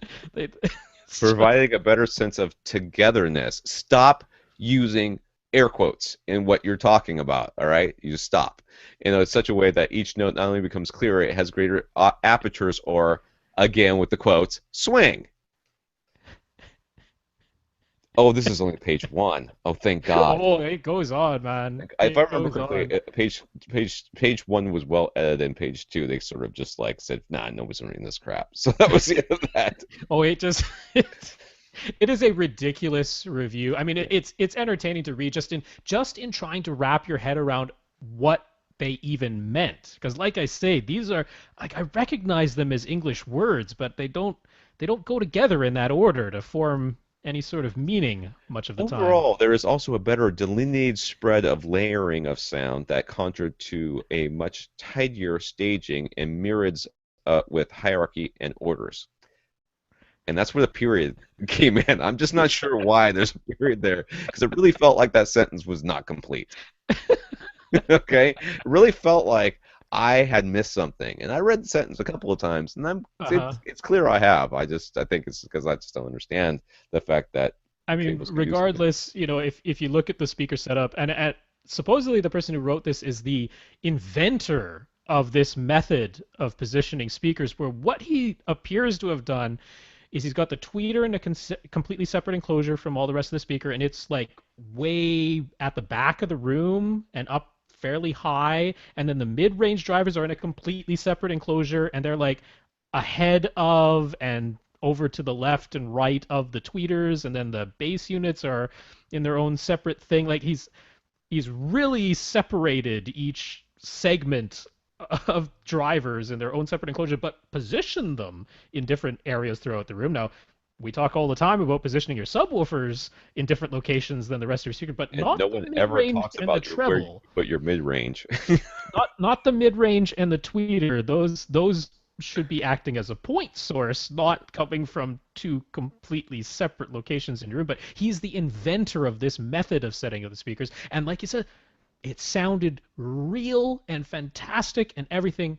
He just until he got the cables, and then he was like, "Oh my goodness, oh my goodness, I was missing so The much." definition of the low frequency was particularly more majestic and more tuneful, and the mass choir with Sophie van Otter, I guess that's a person, was divided into groups, creating synchronizing and intertwining. I don't know what that is. Weaves. seemingly more populated than ever before. What the hell does that mean? It means there's Intertwining weaves seemingly more populated than ever. It actually created more instruments. It created more people to play them. Oh my God. With a well-designed solid core conductance, so without the uh, coloration of the dielectric, skull cables uses wires floating in air, resulting in a which 1.00 dielectric constant throughout which the would cables. be its dielectric. Yeah, So they didn't eliminate a dielectric, they just used used air air instead. as the dielectric. And I don't really see how they're doing that because I clearly see a cable, and I'm not really sure that there's all that much air involved. The cables are able to transform these benefits into multitudes of timing and dynamicism. Dynamism. I don't know. They're both capitalized, timing and dynamism. Ah, yes. There is Proper literally noun. no sign of stored energy. I have never once thought, and again with the quotes, I've never once thought that there was like I was like, oh my God, look at all the stored energy in that speaker cable. Yes, There's and that literally cable. no sign of stored energy, in quotes, or disturbances that affect the transmission of the signal heard.